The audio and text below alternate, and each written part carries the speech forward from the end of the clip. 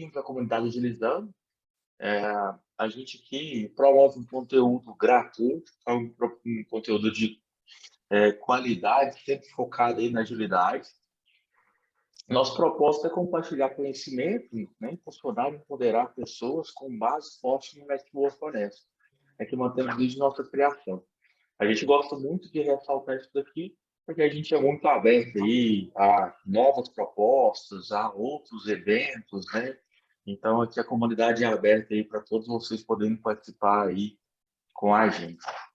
Nossos eventos eles são idealizados e produzidos com muito carinho, né? Para aproveitar ao máximo, a gente pede aqui, a gente já faz alguns combinados. Se possível, use fones de ouvido para facilitar na comunicação. A gente, durante as interações, para a gente manter o foco no tema e debate, tá? E hoje no time box. A gente tem um time box de 1h30 aqui. Cuidado com o seu ambiente, né? Se puder, deixe seu microfone no mudo. A gente tem algumas pessoas de staff aí, né? Se não quiser abrir o microfone, não quiser abrir a câmera, fica à vontade, né? A gente vai te abrir a câmera para a gente ter uma interação maior. Se tiver alguma dúvida, quiser fazer algum questionamento, vocês podem perguntar via chat aí, ou levantar a mão que a gente interrompe o Bruno aqui para a gente fazer essa interação aí durante a apresentação. Né? A gente agradece aqui imensamente a presença de todos vocês. Só vale ressaltar que todo o empenho que a gente emprega aqui é só de trabalho voluntário. Tá? A gente, durante o nosso evento também, a gente vai disponibilizar aí o LinkedIn do Bruno, né? Fiquem à vontade para adicionar ele. O Bruno tem vários conteúdos aí postados no LinkedIn, dentro da agilidade também, que é tem bastante coisa lá. E nossas redes aqui, que a gente vai passar aí durante o evento também.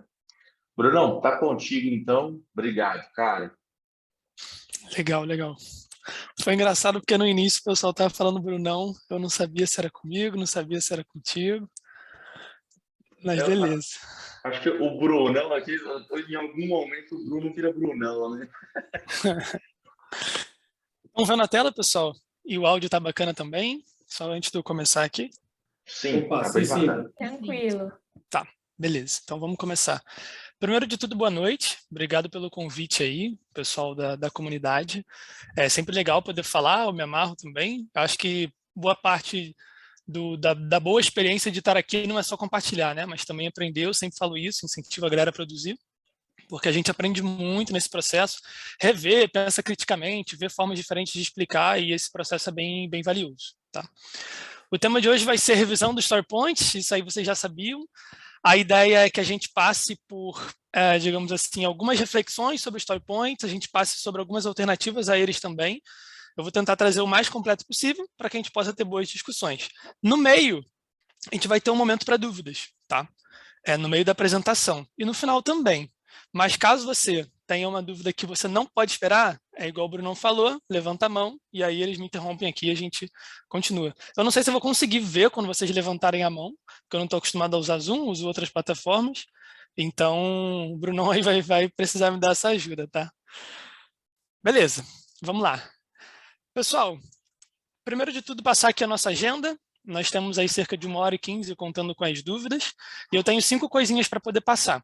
Algumas delas vão ser mais rápidas, outras não, mas garanto que todas aí vão ter o nível de profundidade necessário para a gente conseguir ter um bom entendimento, tá? Então, história e propósito dos Story Points, disfunções versus uso correto. A gente vai, talvez falar aqui de alguns problemas que vocês passam bastante no dia a dia, que eu já passei também. Quando estimar e quando não estimar, que é uma pergunta importante. Às vezes é necessário, a gente vai ver isso. Alternativas inteligentes e contornando resistências, que talvez seja uma coisa que acho que a comunidade, de uma forma geral, carece muito, né? A gente, enquanto agilista, eu vejo que boa parte da postura da comunidade é, pô, não está escrito como está, não está sendo feito como está no livro, eu fico puto, fico chateado. Quando tem projeto em prazo fixo, eu não quero fazer, eu vou lá no grupo e reclamo. Então, isso é muito complicado. A gente precisa contornar resistências e não necessariamente bater de frente com elas, tá? E quando o assunto Story Point, não muda, né? Qualquer assunto a gente precisa passar a contornar. Vamos lá. Primeiro de tudo, histórias e propósitos. Essa carinha desse senhor aí é cofundador do Extreme Programming, tá? Uma das metodologias que surgiu aí desde da década de 90 para cá, que surge. É um personagem bastante importante. Esse camarada, ele foi o criador dos story points, ele quando fala sobre isso, ele tem ainda dúvidas se foi ele ou se não foi ele. Então ele sempre fala, se fui eu, talvez tenha sido eu. Então vamos assumir que é dele, tá? Para não tornar o papo aqui muito mais complexo e histórico, porque não tem sentido. Mas vou falar um pouquinho sobre história, porque os story points eles não surgem do nada. Eles surgem para resolver um problema que acontecia à época. E, na verdade, isso é um padrão, né? Qualquer prática que surja, qualquer framework que surja, qualquer metodologia que surja, vem para resolver um problema de um determinado contexto, que não necessariamente é o problema da realidade atual. Então, por isso que a gente tem que questionar sempre as práticas. Vamos lá, no início de tudo, quando a gente tem ali a criação da agilidade, como a gente conhece hoje, tá, em muitas aspas, era muito comum que a gente fizesse estimativas em horas, e hoje em dia, em algumas empresas, também é muito comum que se faça estimativas em horas. Inclusive, na minha última experiência profissional, tive que pegar um desses casos também, que o projeto já veio todo estimado e tal, e a gente era cobrado em cima disso. Sei que deve acontecer bastante com vocês por aí, ainda, né? Só que estimativas em horas, elas têm dois problemas principais. Um dos problemas é que você precisa atingir um nível de refinamento muito grande para que você consiga fazer com que essa estimativa em hora ela faça sentido. Senão você vai estar olhando algo grande que você não refinou, não quebrou, não entendeu, não conversou, você atribui uma quantidade de horas, não faz nenhum sentido. Então é mais fácil nem estimar, né? Então, com o nível de refinamento, você leva muito tempo. E não necessariamente esse tempo vai se converter em algo de valor, porque as estimativas, naturalmente, elas não são exatas, né? Ainda mais quando a gente fala de trabalho de conhecimento, software, que acredito que seja a maioria dos casos aqui. Então, o primeiro problema é esse. O segundo problema é que quando você pergunta a um desenvolvedor quanto tempo ele demora para fazer uma tela, para fazer um botão, para fazer uma feature, ele vai desconsiderar o tempo em que ele fica impedido, o tempo que ele sofre interrupção e outros tempos que não são tempos de foco, beleza? Então, se um camarada fala para você assim, olha, eu demoro 8 horas para fazer determinada feature, ele não considera tempo que vai ser interrompido. Ele considera um tempo focado que ele vai passar a atuar na demanda. E isso é problemático porque no dia a dia, na prática, né, vocês com certeza sabem disso, a gente tem um nível de interrupção muito grande, a demanda que surge atravessada, são prioridades top-down que vem e acaba descendo para o time, mudança de foco. Então, é muito normal que esse tempo exato que a gente coloca, ele fique muito defasado. Então, existiu lá atrás também uma tentativa de tornar menos defasada essa estimativa. E aí, então, a gente passa a falar sobre dias ideais, associados com um fator de carga. Então, antes eu tentava te dar uma noção em horas, em dias, numa medida de tempo qualquer, e eu falava, olha, eu vou levar isso. Agora, nesse segundo momento, eu falo que eu vou levar isso se eu não sofrer interrupções. E eu estipulo um fator de carga arbitrário para garantir que exista um conforto ali e eu não seja cobrado em cima da minha estimativa inicial. Então, é um dia ideal, uma quantidade X, e você multiplica esse número por um fator de carga. Então, vamos voltar, por exemplo, do desenvolvedor. Ele diz que termina em 2 dias ideais, em um dia ideal. Você vai multiplicar isso por um fator de carga. Que fator de carga é esse? Não tem um número mágico. Pode ser 1.2, pode ser 1.5, 2, 3, assim por diante. Depende do quanto de interrupção geralmente existe no teu contexto, tá? Só que percebe que essa conversa ela é meio atravessada, né? É uma conversa um pouco difícil para a gente ter com o stakeholder, porque você vai dar primeiro uma quantidade de dias ideais para ele, supondo 2. E aí você vai falar assim, caramba, tem um fator de carga. Que fator de carga é esse? 1,5. E aí o camarada vai te perguntar, pô, mas por que 1,5? Acabou contigo já nesse primeiro momento que você não sabe explicar o porquê que é 1,5 e não 1.6, 1.7. Só que beleza, vamos supor que ele aceite tranquilo, 1,5, tal. 2 vezes 1,5, 3. Então, em teoria, você levaria 3 dias para poder entregar aquilo ali para o teu cliente. Só que na prática, pode ser que o teu contexto ele tenha mais interrupções do que você pensou, ou do que o seu fator de carga prevê. Então, você prometeu 2, com o fator de carga virou 3, e na prática você entregou em 6, em 5. Então, essa conversa ela não é muito agradável. E a partir daí, então, surge o Story Point como sendo uma medida agora de esforço e não mais de tempo. A galera quis fugir um pouco disso, dessa medidas em horas, em semanas, e fazer uma visão comparativa entre histórias. E muita ênfase nessas 3 palavrinhas finais que eu coloquei aqui, comparativa entre histórias. Eu já passei por empresas que estimavam um Story Point fazendo associação com horas. De novo, isso não faz sentido. A lógica da prática do Story Point nasceu para evitar uma discussão sobre horas, porque o trabalho do conhecimento, sobretudo software, não é facilmente estimado em medida de tempo.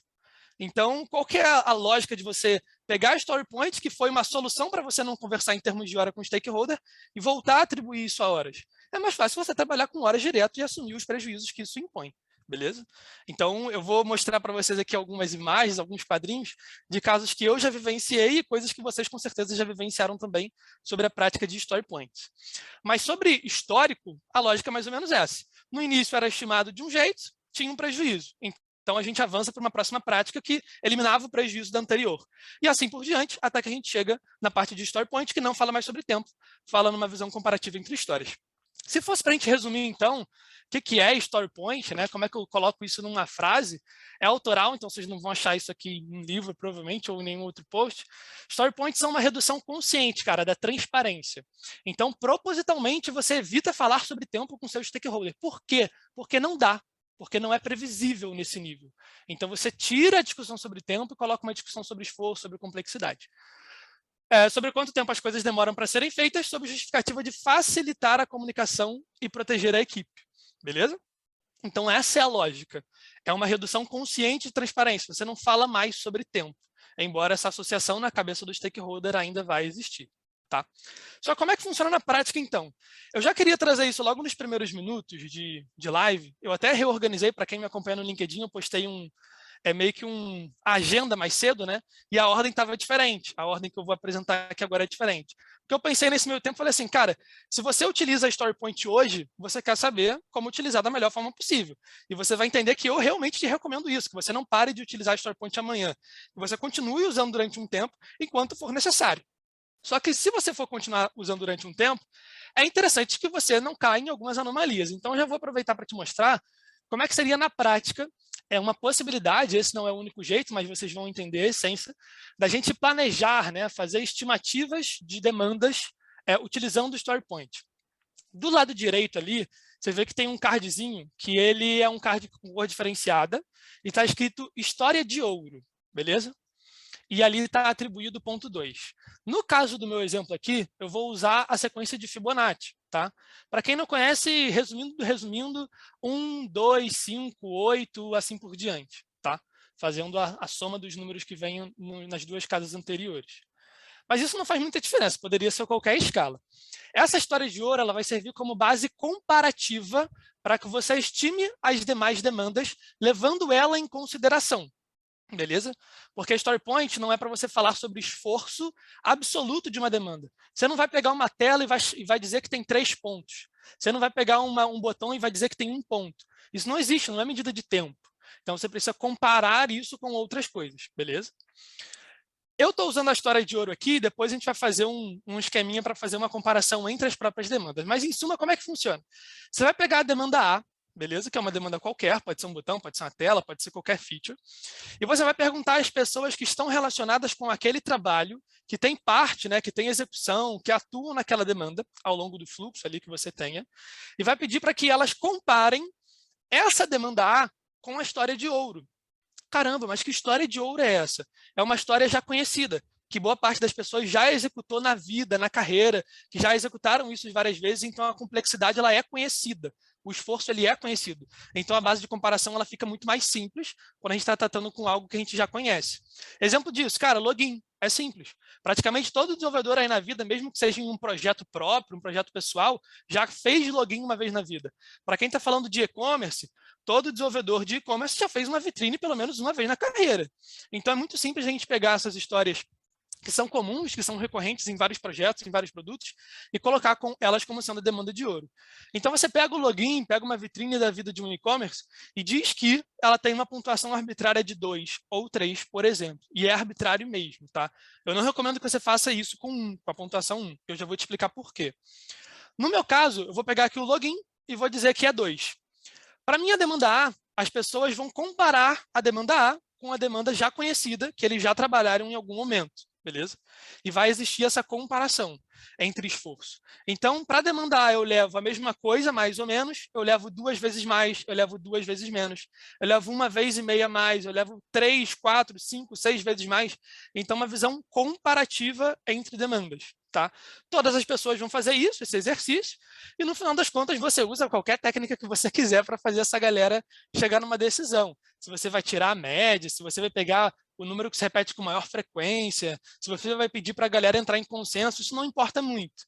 Mas a ideia é que cada uma das pessoas use uma história de ouro, faça uma comparação de esforço e complexidade e coloque essa pontuação aqui.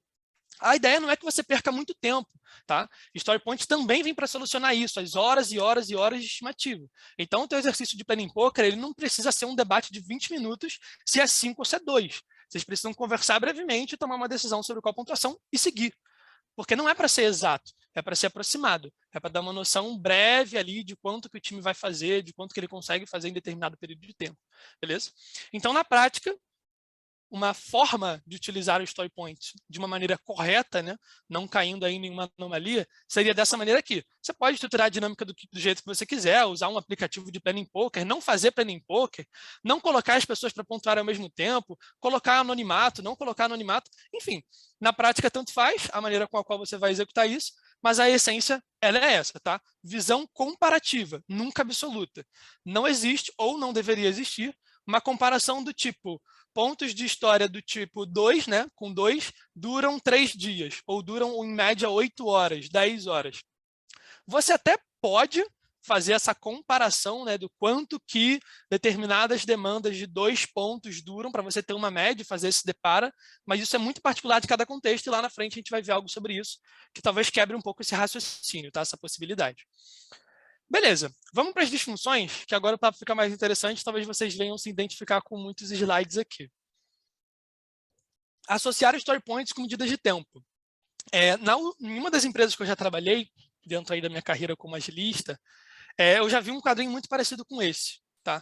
Não esse aqui, porque esse aqui é da gringa, está tudo em inglês, mas numa versão traduzida era basicamente isso daqui. Histórias cujo ponto é 1 vale 6 horas ou menos, cujo ponto é 2, 12 horas ou menos, cujo ponto é 3, 18 horas ou menos, 5 pontos, assim por diante. Conceitualmente já não faz mais sentido, porque lembra que Story Point nasceu de um contexto para que a gente parasse de discutir em horas e passasse a discutir em medidas de esforço, tá? Complexidade de forma comparativa. Só que na prática isso aqui também não faz sentido. Por quê? Pode ser que as suas demandas de um ponto elas tenham durações completamente diferentes. E aí não dê para você chegar num valor aproximado de 6 horas. Ah, mas você tira a média e vai dar para chegar em 6 horas. Tudo bem, a média é uma medida estatística que todo mundo conhece, todo mundo usa, é muito simples de fazer, né? Só que você não está observando a variância da tua amostra. Então, quanto mais variável for a sua amostra, menos a média é valiosa para você usar em alguma comparação, tá? Em algum norte, em algum parâmetro para você se balizar. E na prática, eu vou mostrar um gráfico para vocês que se repete em muitas equipes que vão fazer o experimento que eu comentar aqui, é que não existe essa correlação entre um ponto ser tantas horas, 2 pontos ser tantas horas. E isso é muito improvável de acontecer, tá? E depois eu vou ensinar como a gente pode fazer esse experimento também. Como segunda disfunção, que é muito comum, e vocês devem ficar bem chateados com isso, porque também me incomoda bastante, é utilizar Story Points como uma medida comparativa entre pessoas e entre times. Então, é muito comum que as empresas que ainda utilizem, está tudo bem utilizar, tá? Existem alternativas melhores, talvez, a gente vai conversar sobre isso, mas está tudo bem.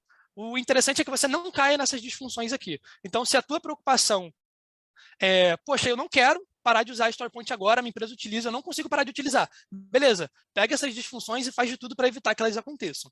Não é saudável que você compare equipes em termos de Story Point e praticamente em termos de nada ali, de estimativas. E, ao mesmo tempo, pessoas também. Eu já tive experiências de escutar de managers da vida. Poxa, precisamos pontuar para ver se fulano ou beltrano está conseguindo carregar mais ou carregar menos histórias. Então, quando a gente passa a avaliar as pessoas com base nas pontuações que elas carregam durante um sprint ou carregam durante um período de tempo, isso fica muito problemático, porque não é uma medida exata, não é palpável. O Story Point não é algo que você pega na mão. É uma medida arbitrária, comparativa, que você acaba atribuindo a determinadas demandas. Então, quando você compara isso, não é um exercício, digamos assim, muito positivo. Tá? Então, evitar bastante comparar entre equipes e, mais ainda, comparar entre pessoas, tá? Que o buraco é, inclusive, bem mais embaixo. Stakeholders tendem a esperar um aumento na velocidade ao longo do projeto e do produto. Cara, isso é comum demais, porque a galera de negócio não é obrigada a entender que o ritmo ideal é o ritmo sustentável. O mundo está mudando, a gestão das empresas está se tornando mais madura e tal, a preocupação com as pessoas também. Só que, na prática, se o stakeholder está vendo que você está fazendo um determinado trabalho, tem uma determinada equipe por um determinado tempo, é natural que você faça as coisas de uma maneira melhor, de uma maneira mais rápida, né? Ele não entende que o desenvolvimento de software ou o trabalho do conhecimento é, via de regra, uma atividade complexa, que não é tão preto no branco assim. Então, conforme o tempo passa, a expectativa da maioria das pessoas que acompanham o projeto de fora, que não manjam de agilidade nem nada do tipo, é que a velocidade aumente. E observe nesse gráfico fictício aqui que ela realmente aumenta. O que é isso? As pessoas estão se tornando super produtivas e as equipes estão melhorando? Não. Isso é uma inflação que os story points recebem. Então, ao invés de você dizer que você tem uma história de 2 pontos, que na verdade seria uma estimativa mais realista para o teu time, para aquela demanda, você passa a dizer que ela tem 3, ou que ela tem 4, que ela tem 5, eu estou desconsiderando a escala de Fibonacci, tá? Que ela tem 6, que ela tem 7, assim por diante. Então, é fácil você aumentar a velocidade. E esse é um dos perigos, porque a gente está utilizando uma determinada medida que fala sobre esforço para poder apresentar para as pessoas, para poder a galera ficar de olho, os stakeholders terem rastreabilidade e conseguirem ver se o time está produzindo ou não. Então, a cobrança é que, primeiro, os times se nivelem e, segundo, que os times aumentem a velocidade. E, assim, é simples se nivelar, basta roubar no story point, e é simples aumentar também, porque basta roubar. E eu digo isso não de uma forma putz, a sua equipe vai ser antiética, olha que triste. Não, mas de forma subconsciente, as pessoas passarão a roubar, porque elas serão cobradas em cima disso, e a partir dessa cobrança, elas vão, de maneira subconsciente, aumentando as pontuações que são inseridas ali nas demandas. Alguém está com o microfone ligado, tá? Só para avisar aí para poder desligar. E se o Bruno puder moderar aí também. Pode ficar pertinho. Beleza, acho que passou. Não sei se fui eu que mutei aqui, mas passou.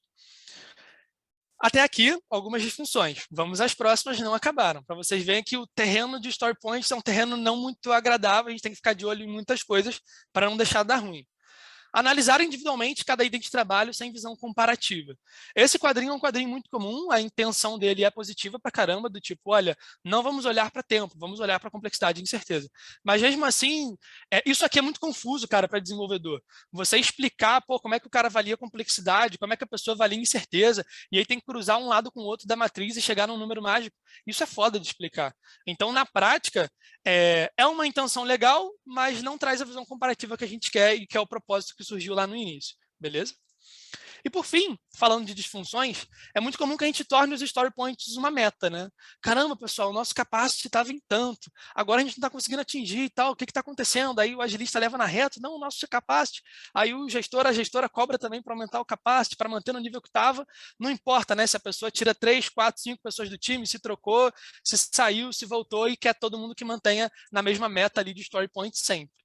Isso é prejudicial porque acaba criando gorduras também. Existe uma inflação, a mesma inflação que existia aqui nesse slide, onde existe uma pressão por velocidade, mas quando existe também uma pressão para que se mantenha no mesmo lugar, é natural que a galera coloque gordurinha, para que não fique em desacordo com as expectativas. Então, na prática, eu teria, sei lá, 50 pontos, né, se eu fizesse direitinho, mas como eu quero não ser cobrado de maneira agressiva lá no final, né, eu vou colocar uma gordurinha para caso eu não consiga alguma, eu me mantenha na meta mesmo assim.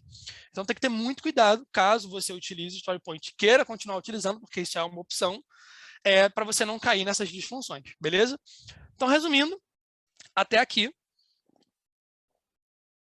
existem algumas recomendações para você conseguir utilizar da melhor maneira possível, tá? Não compare pontos com medidas de tempo. Perdão, acabei me engasgando com a água. Não compare com medidas de tempo, isso não faz sentido, nem historicamente, nem na prática. Não compare velocity entre as equipes. Cada equipe tem o seu contexto, cada equipe vai ter a sua história de ouro, cada equipe vai ter determinadas pessoas que são seniores, juniores, plenos, etc. Com mais gente, com menos gente, então é difícil de você fazer essa comparação, não faça. É mais prejudicial do que traz benefício. Não espere um aumento ou diminuição da velocidade, o ritmo ideal é ser sempre sustentável. E o nosso papel enquanto agilista não é ficar puto, porque a galera está cobrando um aumento de velocidade, né? Ou está cobrando uma meta específica ali. Nosso papel é conscientizar, cara. Não é bater de frente exatamente, mas conscientizar, tentar contornar as restrições. Então, isso aqui é para que a gente tenha ciência e saiba lidar da melhor forma, por mais que o ambiente tenha suas próprias restrições. Aplique story points de forma comparativa entre histórias, igual a gente conversou, não de forma absoluta. Não se comprometa com story points ou story count, né, que é a quantidade de demandas que você entrega, que é o throughput, basicamente, a gente vai conversar com isso logo logo. Se comprometa com geração de valor. Tá? Esse é o único compromisso que na prática você deveria ter. Por quê? Eu sei que isso é muito difícil, inclusive eu enfrento isso no meu contexto hoje, mas é o ideal que você faça um trabalho de gestão de mudanças de, aos poucos, todo mundo ficar mais orientado ao valor do que essas determinadas métricas que, nesse caso, a gente pode chamar de vaidade. Tá? Porque se o objetivo é fazer com que o time entregue mais valor para a companhia, não é throughput que você tem que ver. Throughput tem a ver com muitas coisas valiosas, mas não é throughput necessariamente que te mostra a entrega de valor. Assim como também não é contagem de horas, assim como também não é PMG, assim como também não é story point. Tá? Valor para o negócio se mede de outras formas, visão do resultado, que a gente pode conversar sobre isso daqui a pouco. Tá? Mas se comprometa com gerar valor e não com outras metas. Eduque seus stakeholders sobre incertezas e riscos. Independentemente do que você use, cara, se você vai usar percentil de confiança falando de lead time e throughput, se você vai usar story point, se você quer usar horas e é isso aí, porque para o seu contexto faz sentido, a mim não cabe dizer, você vai tomar a melhor escolha para o seu contexto. E é isso. Só que algo importante de você fazer, independentemente da opção que você escolha, é educar as pessoas, educar os stakeholders que estão à sua volta, que têm relação com o projeto, que existem incertezas naturais de uma estimativa, que nem tudo é escrito em pedra e que o time vai errar. É natural que isso aconteça. Pode acontecer pouco, pode acontecer muito, mas estimativas falham, por definição. E riscos, a mesma coisa. Beleza? Então, um resumão breve aí para a gente amarrar. Se você quiser continuar usando StoryPoint, show de bola. Eu não vou me incomodar com isso e eu espero que também ninguém se incomode. Mas é interessante de você ficar de olho em todas as disfunções que eu coloquei e tentar praticar da melhor forma possível. Beleza? Agora, uma pequena pausinha, deu mais ou menos aí o horário previsto para a gente fazer a pausa. Está longe de terminar a apresentação, tá? A gente está só aquecendo aqui, falando sobre o StoryPoint, como utilizar, disfunções, etc. Mas uma pequena pausa. Eu queria pedir para que se você está do computador, você pegue seu celular, aponte aí para o QR Code, ou se você está do computador, digite aí na sua URL esse bit.ly. Por quê? Ontem a gente teve uma reunião na comunidade Agilizando, para poder definir coisas que são valiosas para a comunidade, a gente passar a produzir esses produtos. Só que a pessoa mais importante de dizer o que é valioso e o que não é valioso são vocês. Então, a ideia que a gente teve é fazer um breve discovery aqui, uma breve pesquisa com o usuário, tá? Para garantir que aquilo que a gente vai colocar em curso, aquilo que a gente vai dispor de pessoas para poder fazer, é algo valioso para você também. Beleza?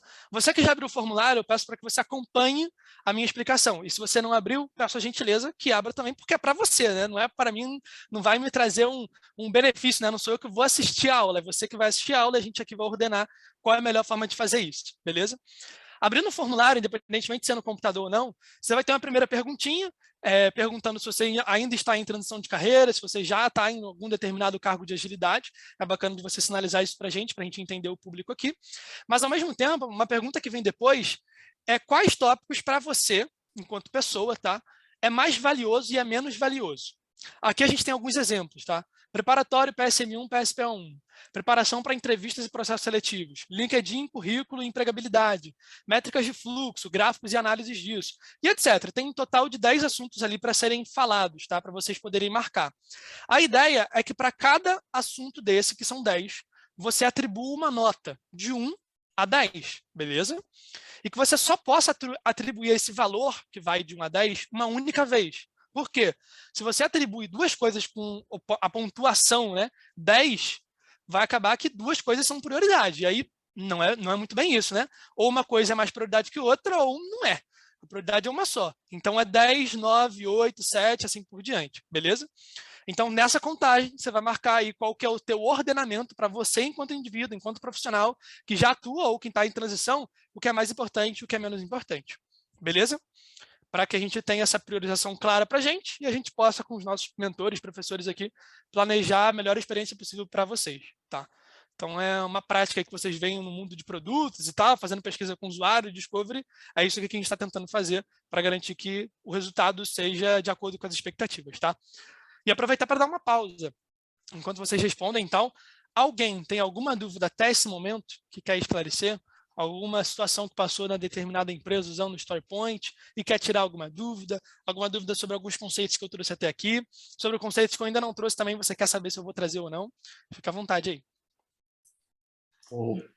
Bruno, ele colocou aqui, né, que referente a né, estimar por horas, Ele colocou que normalmente a área de negócio exige a estimativa em horas, né, para justamente poder elaborar uma proposta comercial. E aí eu acho que a gente já tem um problema aí da questão da cultura da empresa, né? Porque aí o ideal não seria fazer a estimativa, a venda por horas, assim, pela função que ele vai vender, né? Se eu quero vender um site, se eu quero vender um e-commerce, vai ser tanto, se eu quero vender alguma outra funcionalidade, uma melhoria, seria mais ou menos por aí, né? Cara, então, eu vou trazer até uma visão um pouco diferente, porque eu concordo, tá, antes de tudo, com a visão que o Brunão trouxe aqui, mas eu vou colocar um ponto que é importante para essa pessoa pensar e para as demais pensarem também. Se a sua empresa, ela estima em horas todos os projetos, todo mundo faz isso há muitos anos e fazem isso antes de você entrar, muito provavelmente não vai ser você a pessoa que vai conseguir não estimar um projeto em horas. E não ter um projeto que era estimado, né? Você não vai deixar de receber um projeto que teve a sua estimativa em horas só porque você não gosta ou só porque você já tem a consciência de que não é a melhor forma de fazer, beleza? Você vai precisar lidar com essa restrição do ambiente. Então, se já é estimado em horas, dá uma forçadinha para que exista pelo menos um fator de carga atribuído para que você fique um pouco mais aliviado nessa restrição, beleza? Para que não fique tão ruim assim. Então, beleza, faz a estimativa em horas tranquilo e tenta atribuir um fator de carga para que fique mais tranquilo a execução, não fique algo tão desconexo daquilo que foi estimado, beleza? O que acontece na prática, Bruno, pelo menos nas experiências que eu tive aqui, é que é muito difícil, cara. Empresas orçarem os seus projetos, os produtos, etc., com base em valor. Todo mundo entende que é muito bom fazer isso, mas, pelo menos nas minhas experiências até aqui, é raríssimo empresas de consultoria que cobram baseado em valor, baseado naquilo que entregam. É muito mais fácil você estimar a quantidade de horas da sua mão de obra e colocar para jogo do que fazer a parte de valor, né, e de estimar resultados trazidos de negócio e tal. Esse tipo de contrato é mais complexo. Então, na prática, eu acho que enquanto mercado brasileiro, assim, prezando muito pela minha humildade aqui ao falar isso, eu acho que essa parte de valor ainda está distante da nossa realidade e, por hora, a gente precisa, enquanto agilistas, saber lidar com as restrições. E saber lidar significa aliviar um pouco aquilo que está ruim, contornar a resistência. Se não dá para trocar de estimativas ali em horas para um outro tipo de estimativas que seja um pouco mais alinhado com o que a gente conversou aqui, tudo bem, tenta inserir alguma prática que vai facilitar a tua vida, que vai facilitar a vida do teu time. Beleza? Essa é a visão. Bacana, Bruno. Pessoal, está todo mundo conseguindo acessar isso? Se não está conseguindo acessar, manda a gente no chat aqui. Renata, você tinha levantado a mão? Boa noite. Eu ia perguntar para o Bruno, não sei se ele vai cobrir isso agora, mas se ele vai cobrir ainda hoje isso, né? Assim, essa questão da gente fazer essa avaliação por Story Point, eu atuo como PM, tá? Mas vem sempre aquela pressão, né? Ok, vamos fazer a avaliação, sei lá, de uma determinada demanda, de um determinado projeto ou produto baseado em Story Point, mas como que eu vou conseguir informar para o meu stakeholder o tempo que a gente vai levar para conseguir entregar toda a solução, né? Então, quando a gente trabalha com aquela questão de horas, que era o usual, né, antigamente, era mais fácil você fazer esse tipo de análise, mas como fazer isso usando Story Point? E eu tive um desafio disso daí há pouco tempo, que me pediram para fazer uma demanda, uma análise de uma demanda e fazer baseado em Story Point e informar o prazo de entrega final. Eu não sei se você vai cobrir isso ou não, Bruno, ou pudesse dar uma ajudinha, porque isso aí, para mim, ainda complicado, sabe? Renata, pergunta excelente. Essa é uma dificuldade muito grande, assim. Lembra que quando eu fiz a definição própria ali, né, de Story Point, eu comentei, cara, é uma redução proposital, intencional, consciente de transparência sobre tempo. Então, fazer essa conversão é naturalmente muito difícil. Eu vou trazer, sim, ao longo da apresentação, mais para o meio, para o final dela ali, alternativas ao Story Point. Porque essa transferência entre pontos de história e quanto tempo vai levar, ela não é muito fácil de fazer. Eu diria que você vai criar uma gambiarra, na prática pode funcionar, se você der uma cagada ali pode funcionar, mas não é muito certo, né? Não vai acabar sendo muito sustentável ou replicável em outros contextos. Então a gente vai conversar. A solução para isso, muito provavelmente, são métricas de fluxo, e eu vou introduzir elas aqui hoje, tá? Obrigada. Luciano, vai lá. Opa, fala aí, Brunão. Bom, o Bruno estava falando em relação às métricas e tudo, bacana, assim, no contexto, assim, é bem legal. Só que aí é o seguinte, a gente se depara com uma situação bem diferente na realidade, né? Em relação a alguns cenários, principalmente aqui por exemplo, no cenário que eu trabalho hoje, a gente não trabalha apenas com features, né? Com o desenvolvimento de novas aplicações, mas a gente trabalha também com a sustentação, né? A gente trabalha corrigindo bugs, né? Resolvendo alguns problemas. E a questão da inserção do Story Point fica um pouco difícil, né? Tem uma Agile Coach aqui na companhia que até me passou essa tabelinha que ele tinha mostrado antes lá, né? Dos pontos e transformar em horas e fazer um deparo e tal. Só que aí não funcionou muito bem, porque existem, por exemplo, tarefas que aparentam ser complexas e às vezes não são, ou tarefas que aparentam ser simples e acabam sendo muito complexas depois do refinamento. E aí, assim, essa medição é um pouco mais difícil em relação para poder se aplicar Story Points, né? Pelo menos no meu contexto aqui atual é dessa forma. Aí eu queria saber do Bruno o seguinte, como que ele consegue aplicar o Story Points aí num contexto de sustentação também, não só no desenvolvimento. Legal, legal. Luciano, eu acho que a minha resposta, cara, não vai ser como que eu consigo aplicar Story Points num contexto que ele não deveria ser aplicado, tá? A ideia é que a gente busque alternativas que supram a necessidade que você tem. No caso de trabalho de sustentação ou demandas que não são facilmente entendíveis depois do trabalho começar, isso pode ser particular do seu contexto, mas eu também já vivi em contextos assim, as melhores opções não são opções que estimam, mas são opções que olham para trás, olhando base histórica de dados, entendem a complexidade do seu próprio sistema. Então, tudo isso que você falou, um trabalho que não é estimável, quando a gente entra para produzir é muito mais complexo do que a gente pensou inicialmente, os dados históricos de entrega, eles cobrem tudo isso.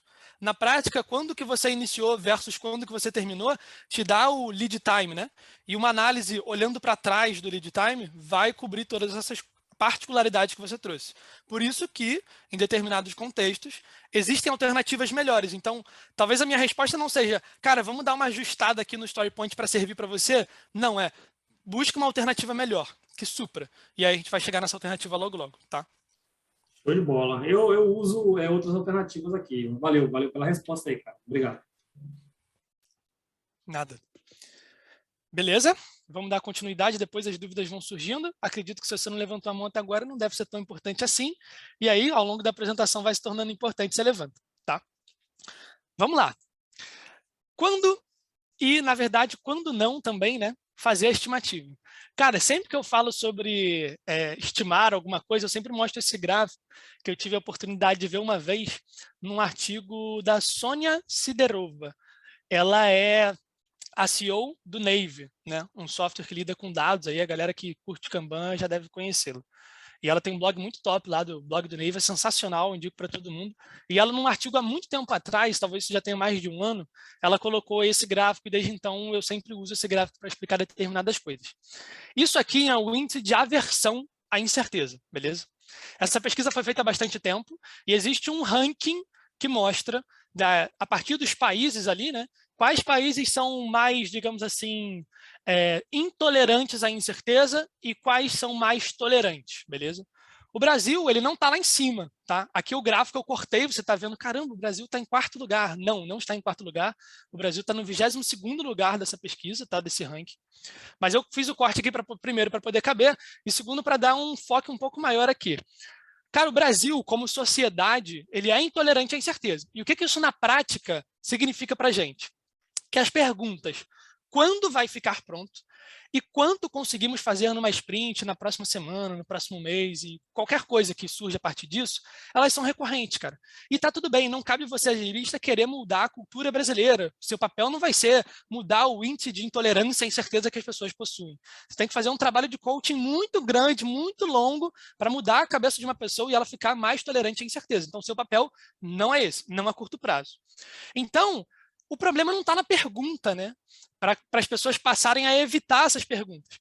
A grande chave da questão é a gente responder essas perguntas da melhor forma possível. E existem alternativas que vão suprir isso de uma maneira mais adequada do que a Story Points, tá? E a gente vai chegar lá. E agora vem um raciocínio que é bem interessante, é o que influencia, na verdade, essa pergunta, né? quanto tempo leva para poder ficar pronto. Uma coisa que a gente já conversou aqui sobre story point, sobre tempo, tamanho de camisa que eu acabei citando, é a complexidade e tamanho da demanda, né? Então isso aí todo mundo leva em consideração na hora de fazer uma estimativa. É muito difícil que você não leve. Só que isso, pasmem, não é o fator que mais influencia em quanto tempo demora uma demanda para ser concluída, beleza? Guarda essa informação no coração, com carinho. E se você não concorda, relaxa, que eu vou tentar te conhecer ao longo da apresentação de que isso daqui não faz sentido. Esse não é o principal fator, beleza? Complexidade e tamanho da demanda não é aquilo que vai pesar mais na duração da sua demanda. Existem outros 3 fatores que, empiricamente, comprovadamente, em times diferentes, contextos diferentes, são mais influenciadores do que complexidade e tamanho. Um deles, bloqueios e dependências. Você pode ter uma demanda muito pequenininha, que fica mais tempo do que uma demanda muito grande, porque essa determinada demanda pequenininha passou por mais bloqueios e possui mais dependências. Então, ela tem um quê ali de tempo maior do que a outra, embora a complexidade e o tamanho aparentemente sejam bastante diferentes, né? Sendo no quesito contrário. Tempo de fila do fluxo. O que acontece? Isso é um conceito bacana de introduzir, não sei se todos aqui conhecem, mas se não é a oportunidade de entrar em contato também. Tá? Quando o seu desenvolvedor, a sua desenvolvedora está fazendo uma determinada telinha lá, essa pessoa tem um fluxo determinado a ser seguido. Então, ela desenvolve a demanda e ela joga essa demanda, muito provavelmente, para um code review, em que um outro desenvolvedor, uma outra desenvolvedora vai pegar essa demanda para revisar de acordo com algumas boas práticas de código, visando fazer uma refatoração, diminuição de linha, redução de redundância, assim por diante. Vai fazer um trabalho bacana de code review. Show? Depois desse trabalho de code review, vai vir um trabalho de teste. Depois do trabalho de teste, pode vir um trabalho de aprovação do PO, do PM, do cliente, e depois vem um trabalho de deploy, depois vem um trabalho de acompanhamento da demanda pós-deploy. Beleza? Sairia o regressivo e alguns acompanhamentos depois. Percebe que isso tudo é muito bonito. Você vai fazendo uma demanda aqui, passa para outra pessoa e tal, colaboração, caralho, agilidade pra caramba, né? Só que é o seguinte, entre essas demandas, entre essas fases, na verdade, do fluxo que eu estou montando aqui contigo agora, existem tempos invisíveis, tempos de espera. Tempos que a demanda fica parada sem ninguém encostar na demanda.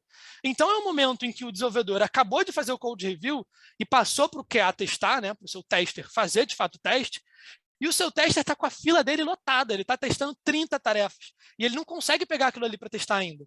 Então, aquela demanda ali, ela fica parada, sem ninguém pegar. E isso também é um fator que influencia bastante na duração das coisas.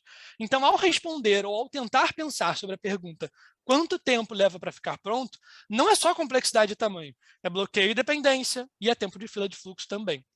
E por fim, não menos importante, cara, prioridade. Existem demandas gigantescas que, por serem uma prioridade muito alta dentro do requisito ali do teu negócio, ela é feita em muito menos tempo. O negócio move Deus e o mundo para conseguir fazer aquela demanda o mais rápido possível. Coloca mais gente no time, pega gente de outras tribos, de outras squads, contrata gente nova, coloca as pessoas para trabalharem juntas na mesma demanda, desprioriza outras coisas. Então, se é prioritário, a tendência é que seja feito mais rápido. Se não é prioritário, a tendência é que seja feito de uma maneira mais lenta e o lead time, o tempo de entrega, seja maior. Beleza? Então, ao pensar em quanto tempo leva para ficar pronto, não é suficiente complexidade e tamanho de demanda. E sim, bloqueios, dependências, tempo de fila é no fluxo e prioridade também. Esses últimos 3 fatores, na prática, eles são os mais relevantes para o tempo que essas coisas demoram. E isso não é só na minha experiência. Talvez com o que eu esteja falando aqui, você esteja pensando, porra, é verdade. Teve uma demanda lá no meu fluxo que ficou lá 30, 40, 60 dias, 120 dias, mas foi por conta de bloqueio. Não foi porque ela era gigante. Teve uma demanda lá que ficou muito tempo, mas é porque o QA estava ausente, o QA estava lotado de demanda, ou o desenvolvedor não conseguiu pregar para fazer, ou o deploy engasgou tudo, ninguém estava conseguindo fazer deploy, e aí ficou parado. Então, não é o tempo de execução. Só que quando a gente fala sobre complexidade e tamanho de demanda, a gente fala sobre tempo de execução. Quando você fala sobre story point e faz uma visão comparativa entre histórias, ou você estima em horas, em tamanho de camisa, a sua visão ela é particular sobre aquela demanda. O quanto de esforço você empregaria para finalizar ela. Você desconsidera tudo isso daqui. tá? Porque não é possível colocar essas coisas dentro do story point. Imagina se num planning poker da vida a gente passasse a falar sobre quantidade de bloqueios em média que a gente tem, tempo médio de bloqueio, tempo de fila de espera em cada uma das fases do seu fluxo, qual que é a prioridade. O seu planning poker duraria no mínimo um dia, né? Pra você conseguir discutir todas essas coisas com propriedade ali e fazer uma estimativa que seja realmente considerável, né? Significante. Então, na prática, story points e as outras formas de estimar, perdão, a garganta estava secando, elas não cobrem os 3 fatores que mais influenciam no tempo de espera, quer dizer, no tempo de entrega de alguma determinada demanda, beleza? E aí, como que a gente responde, então, essa pergunta? Existem 2 formas. A primeira delas é estimativas individuais ou coletivas, é você pegar um arquiteto bravo, uma arquiteta brava, pegar um tech lead, uma tech lead, um desenvolvedor, uma desenvolvedora, e pedir para essa pessoa estimar um backlog grande no início do projeto e depois jogar para as outras pessoas fazerem, né? Acontece muito. Ou você faz isso de forma coletiva, você pega várias pessoas, coloca para discutir em cima de um determinado conjunto de demandas e a partir disso você chega numa estimativa também. Essa é uma forma, e às vezes isso aqui vai precisar ser útil. Eu quero te apresentar métricas de fluxo hoje, mas eu quero que você entenda que elas não vão ser a melhor solução em todos os momentos do ciclo de vida do seu produto ou projeto. Eu falo isso com muita cautela. Tá? E a gente vai chegar nessa explicação. O outro jeito de fazer, né, que são 2 na prática, é o No Estimates. Só que o No Estimates é um movimento que nasce na comunidade ágil de uma forma bem imatura. As pessoas que não gostavam de estimar, elas simplesmente falam, não vou mais fazer isso, e para de fazer. Não necessariamente o movimento No Estimates ele carrega a maturidade da gente falar sobre métricas de fluxo, etc.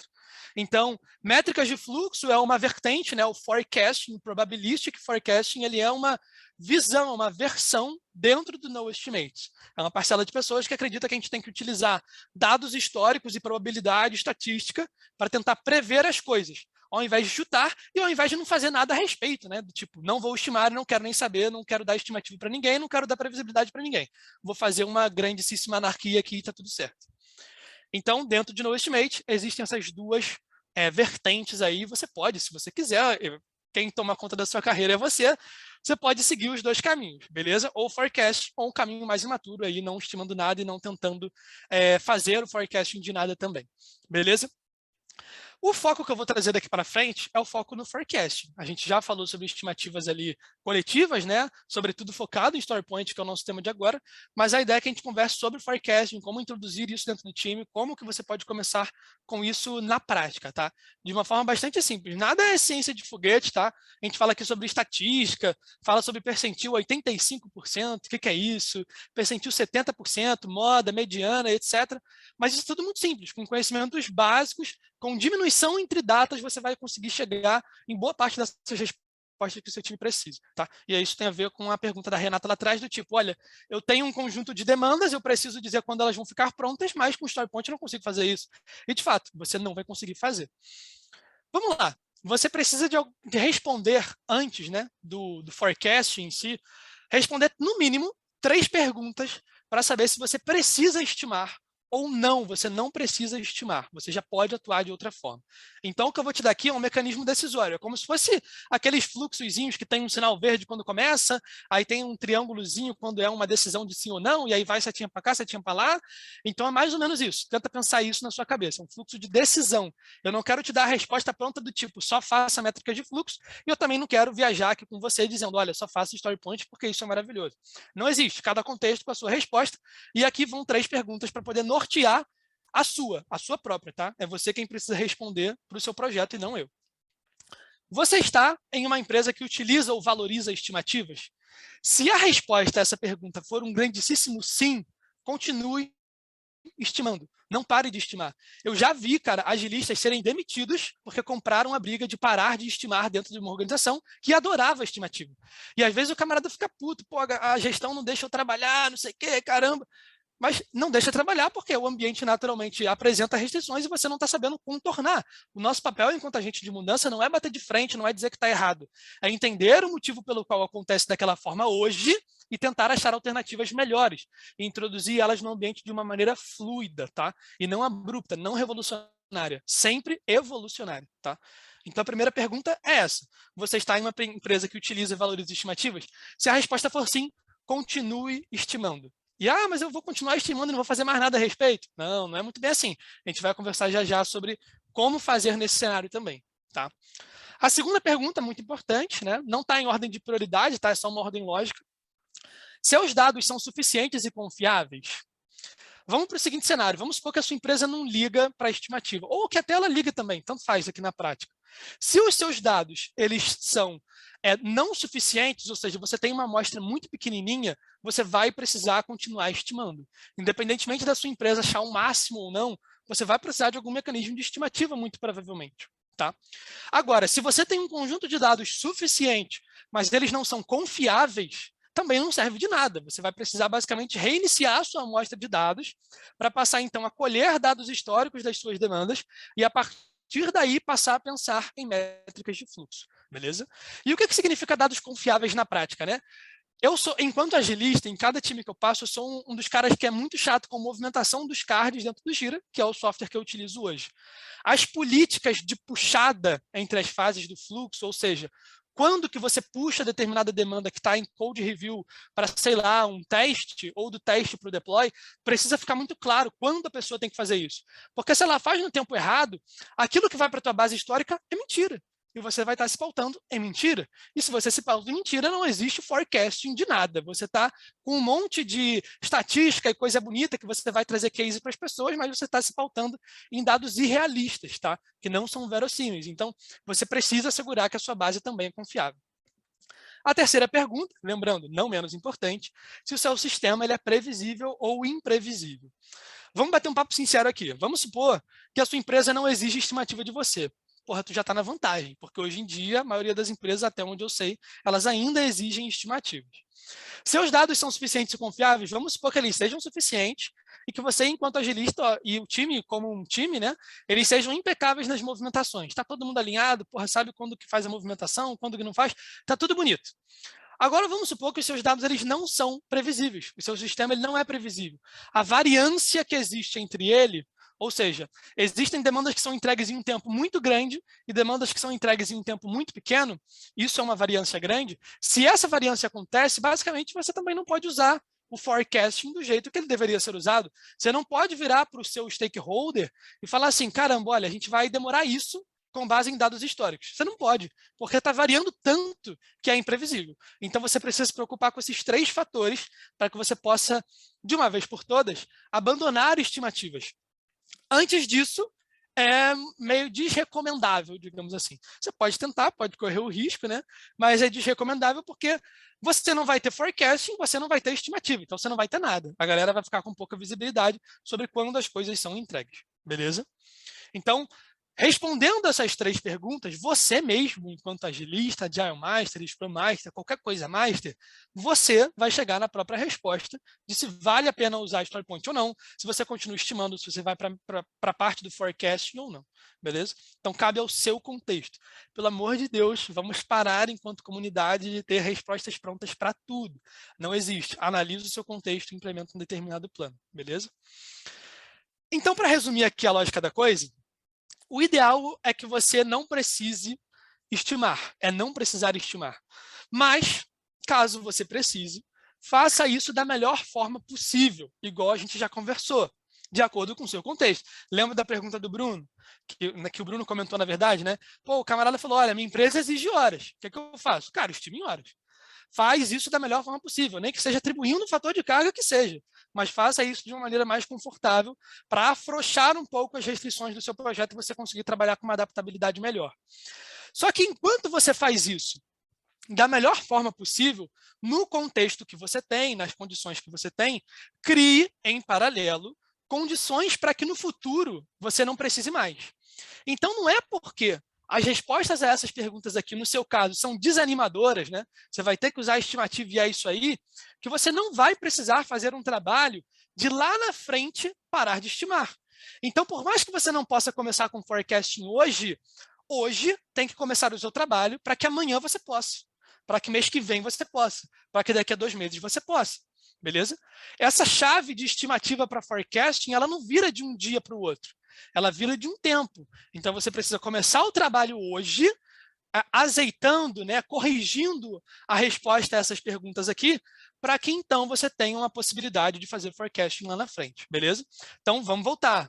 Eu vou ser chato porque é importante. O ideal é não precisar estimar, mas caso precise, faça da melhor forma possível, enquanto você cria condições para que lá na frente você não precise mais fazer isso. Beleza? Vamos lá. Vamos começar a falar sobre alternativas inteligentes. Já fiz um bom raciocínio lógico aqui para você entender do que a gente está falando. Mas existem algumas alternativas, que são as métricas de fluxo que eu vou abordar aqui, não todas, mas são as métricas mais importantes, que você pode começar a medir dentro do seu fluxo, tá? Dentro do seu projeto, dentro do seu produto, da sua squad, da sua tribo, o que quer que seja, que vão conseguir, daqui a algum tempo, te dar um conforto de não precisar estimar, se algumas coisas acontecerem. Que coisas são essas? Você conseguir ter dados confiáveis, você conseguir ter um sistema previsível e a sua empresa não exigir estimativas. Lembra disso, tá? Que dados são esses, né? Que mágica é essa? Que raio de métrica de fluxo é essa? Cara, primeiro de tudo, vamos começar com talvez a mais simples de entender numa perspectiva de cliente, tá? Comece a medir o tempo que realmente durou cada demanda. É isso que a gente chama de lead time. Se você não entendia, a definição mais simples do mundo é essa. Existem tipos diferentes de lead time, mas a gente não precisa entrar nesse detalhe agora, e você não precisa entrar nesse detalhe agora. Comece com pouco, comece com o que você tem, que é essa definição. O tempo é entre o momento em que existiu a solicitação da demanda, que está aqui, e o tempo em que ela foi finalizada. Você vai, deixa eu ver se eu consigo pegar o laserzinho, agora sim. Você vai pegar a data de solicitação e usar aqui uma comparação dela com a data de finalização. Vai fazer a diminuição dessa com essa, e a partir disso você chega num lead time. Caramba, como é que eu posso fazer isso? De várias formas possíveis. Você pode pegar e fazer uma tabela na mão, se você tiver poucas demandas. Você pode extrair os dados do Gira, e a partir dos dados do Gira, de transição entre as fases do fluxo, você pode chegar no seu lead time fácil. Eu já mostrei como faz isso lá num vídeo do LinkedIn, que eu mostro como extrair métricas de fluxo do Gira. É muito tranquilo de fazer, em menos de 15 minutos você vai conseguir fazer.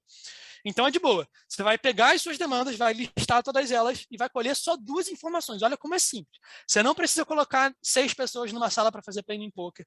Você não precisa manjar de técnicas de facilitação, você não precisa de nada. Só precisa da data de início, data de fim e o código da sua demanda. Tão simples quanto isso. Pega 5 demandas, tantas demandas, 10, 20, 30, faz esse cálculozinho de diminuição, é uma subtração bem simples entre isso e isso, e chega num lead time. Aqui embaixo eu estou trazendo o lead time médio só a fim de você ter visibilidade, né, sobre qual é a média aqui da minha amostra, para você ter uma ideia. Percebe que existe uma variação legal entre essas minhas demandas, né? Uma é 20, a outra é 45. Entre 20 e 45, você já tem 25 dias, o que é o dobro do seu tempo mínimo, que é 20. Tá? Então, aqui nesse caso, provavelmente nesse sistema, a média não é a melhor medida para você dizer quanto tempo vai durar determinada coisa. Talvez aqui o melhor fosse, sei lá, uma mediana, talvez aqui o melhor fosse usar a probabilidade, que a gente chama de percentis de confiança, né? A gente vai abordar isso um pouco mais para frente. Mas quanto mais variância tem entre os seus dados, quanto maior é a amplitude da coisa, menor é a relevância da estatística da média, beleza? Mas essa é a primeira medida. Simples, você pode começar a fazer hoje. Acabou aqui a live, você deu de maluco, vai pegar as demandas lá e vai ver. Data inicial, data final, fazer a conta e vai chegar no lead time. Pega isso para todas as demandas do seu projeto, tá? Raíssa, pode comentar, que eu acho que é importante. Você levantou a mão agora, fica à vontade. Tá.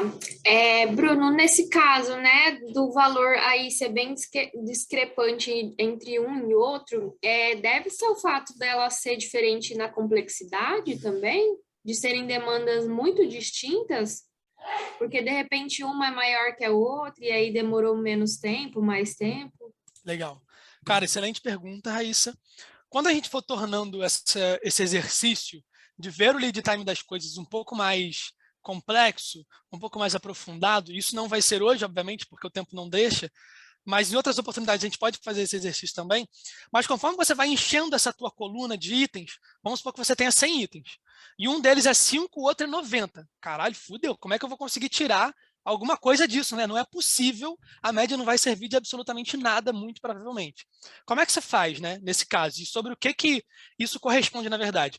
Pode ser porque uma sofreu bloqueio, a outra não sofreu. Pode ser porque elas de fato são de tamanhos diferentes, e você precisa controlar o tamanho de lote que entra no seu fluxo. Pode ser porque elas são de classes de serviço diferentes. Por exemplo, uma é muito prioritária, ela é urgente, então, independentemente do tamanho, ela foi feita em 5 dias. E a outra era menorzinha, mas aí ela não era tão prioritária. Então, ela ficou ali, e demorou 90. Beleza? Então, são várias possibilidades. Pode ser sobre prioridade, pode ser sobre tamanho, pode ser sobre bloqueio, pode ser sobre tempo de fila, que em algum momento era muito alto, no outro momento era muito baixo. Então, são várias variáveis. O que a gente poderia fazer nesse exercício, nessa visualização aqui da tela, para tornar essa inteligência melhor, né? Beleza, o que está acontecendo aqui? Por que existe essa variância? Por que não? Como é que você faz para entender isso? Começa a adicionar colunas. Colunas que te digam o que é aquele item. Se aquele item é uma história, se é um bug, se é um incidente, se é qualquer coisa. Se aquele item tinha prioridade média, baixa ou alta, e assim por diante. Coisas que são relevantes para o teu contexto. Não cabe a mim aqui dizer. São duas coisas gerais que eu trouxe, né? Mas para você, por exemplo, pode ser, sei lá, o projeto, vamos supor que o teu time seja um time de sustentação que toma conta de 2 plataformas. E aí você recebe demandas da plataforma A e da plataforma B. A plataforma A, fazendo essa colagem da coluna, né, que te diz qual é a plataforma da demanda, correspondente à demanda, você pode notar, por exemplo, que as demandas da plataforma A têm um lead time muito menos variável e muito menos menor na prática do que da plataforma B. E você só vai saber disso estratificando seus dados, tá? Você precisa adicionar colunas para que a tua análise ela fique mais inteligente. Isso aqui é o início, é o princípio. Se tu não faz isso, não faz mais nada. Mas para fazer as outras coisas, você precisa começar do zero aqui, que é essa lógica de trazer os itens, traz a data de início, a data de fim e o lead time no final, beleza? Mas você pode tornar esse exercício mais complexo justamente para você entender. Agora, respondendo a tua pergunta no resumo, não sei, depende do seu contexto. Você precisa analisar os dados de acordo com as características do seu contexto para entender por que é tão variável assim, tá? Felipe, Ariane, fiquem à vontade. Acho que o Felipe levantou primeiro. Tá. Por favor. Queria fazer uma pergunta sobre qual o volume de dados que precisa ser coletado para haver relevância estatística, dado que a gente vai trabalhar com estatística mais para frente. Boa, cara, excelente pergunta. Não existe, foi Felipe, né? Não existe uma regra de ouro, tá? Mas existe uma recomendação, cara, que você vai encontrar da maioria das pessoas dizendo, eu acabo já hoje em dia reproduzindo esse discurso, porque funcionou para mim também. Nos livros que você for pegar de Kanban, por exemplo, que tem uma proximidade muito maior com métricas de fluxo, você vai encontrar a mesma recomendação, que é, a partir de 3, 4 semanas, você já passa a ter uma amostra de dados para você começar a olhar com um pouco mais de carinho, né? Para você passar a olhar com um pouco mais de segurança. É lógico, quanto maior a sua amostra de dados, melhor a confiança, beleza? Talvez em projetos muito curtos, em iniciativas muito curtas, não seja nem possível que você utilize métricas de fluxo desse jeito, igual eu estou falando aqui. Pelo menos não lead time, por exemplo, né? Então, a ideia é que você observe o seu contexto, veja ali qual que é o tamanho ideal para que você tenha uma amostra legal, mas via de regra, 3, 4 semanas já passa a ser uma amostra bacana para você conseguir ter um pouco mais de segurança, né? Dados um pouco mais palpáveis para poder trabalhar, tá? Eu iria nessa base de 3, 4 semanas.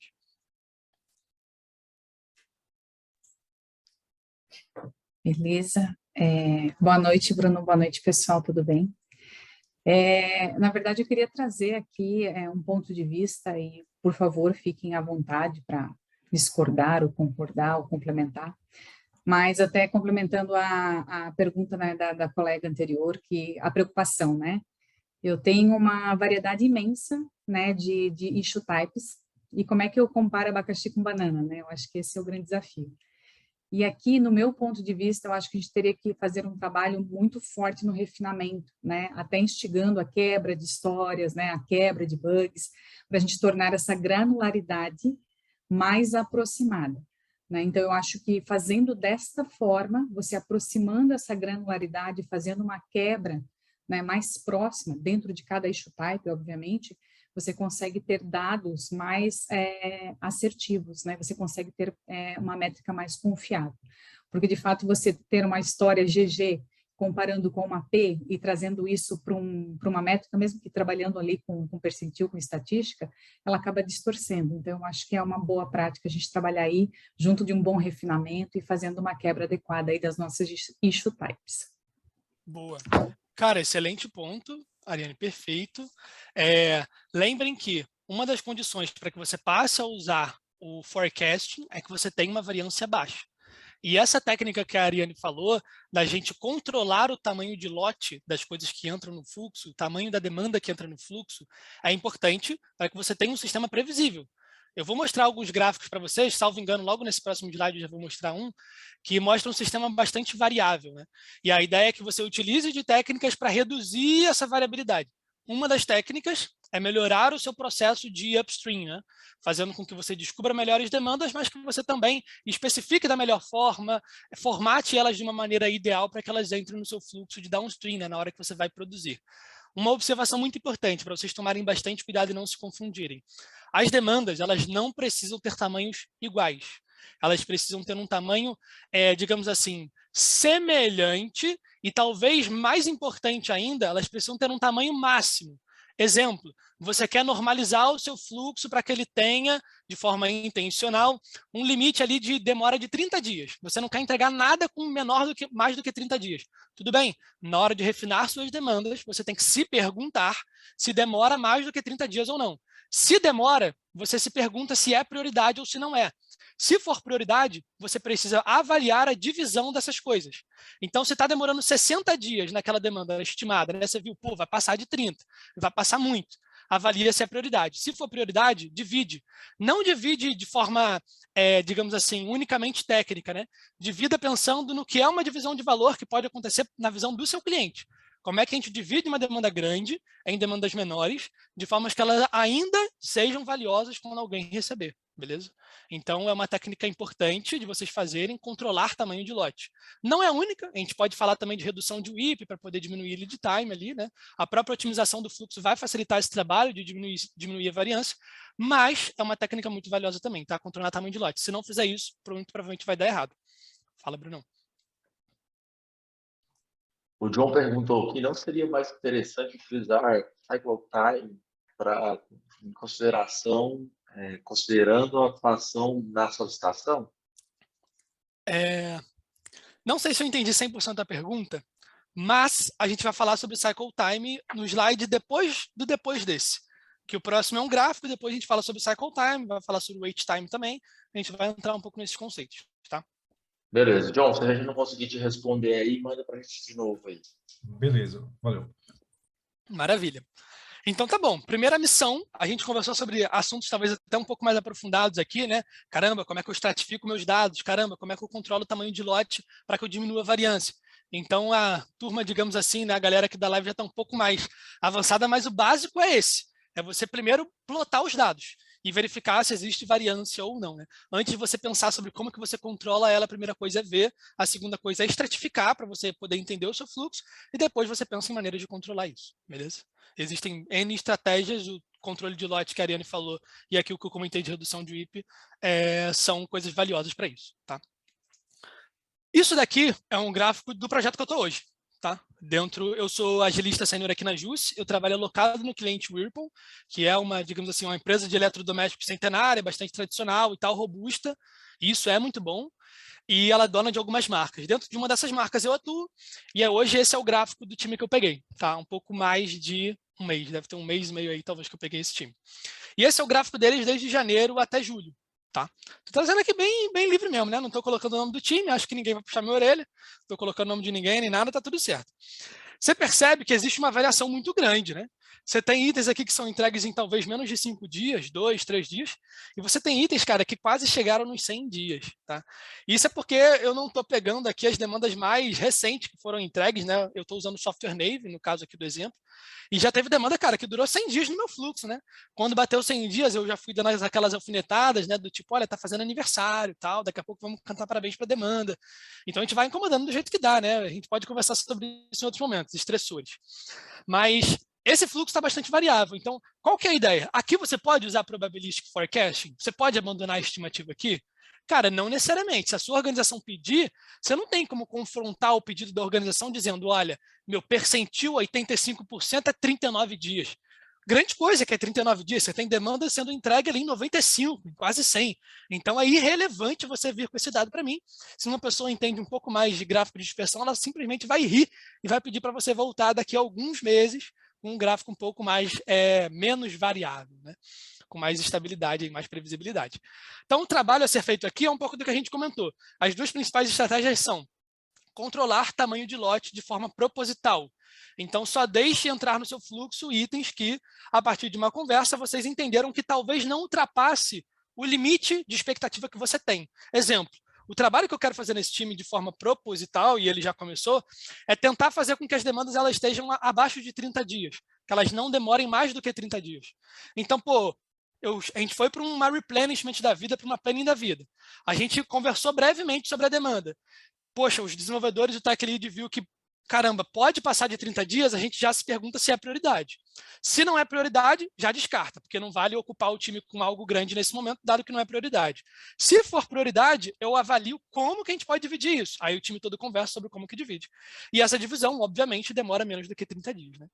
E aí, a partir disso, a gente vai controlando o tamanho de lote. E a outra técnica é reduzir a quantidade de trabalho que você faz em progresso, ou seja, ao mesmo tempo, para que você tenha as demandas sendo executadas de uma forma mais focada, e a partir daí o tempo de atravessamento no fluxo, né, o lead time, o seu tempo de entrega, ele seja menor. E aí a gente acumula itens aqui embaixo, beleza? Então essa é a lógica da coisa. Num segundo momento, dado que a gente já falou de lead time, vamos falar rapidinho sobre cycle time. Para você que já entende, você vai falar, pô, mas cycle time não é muito bem isso aí que você colocou, não.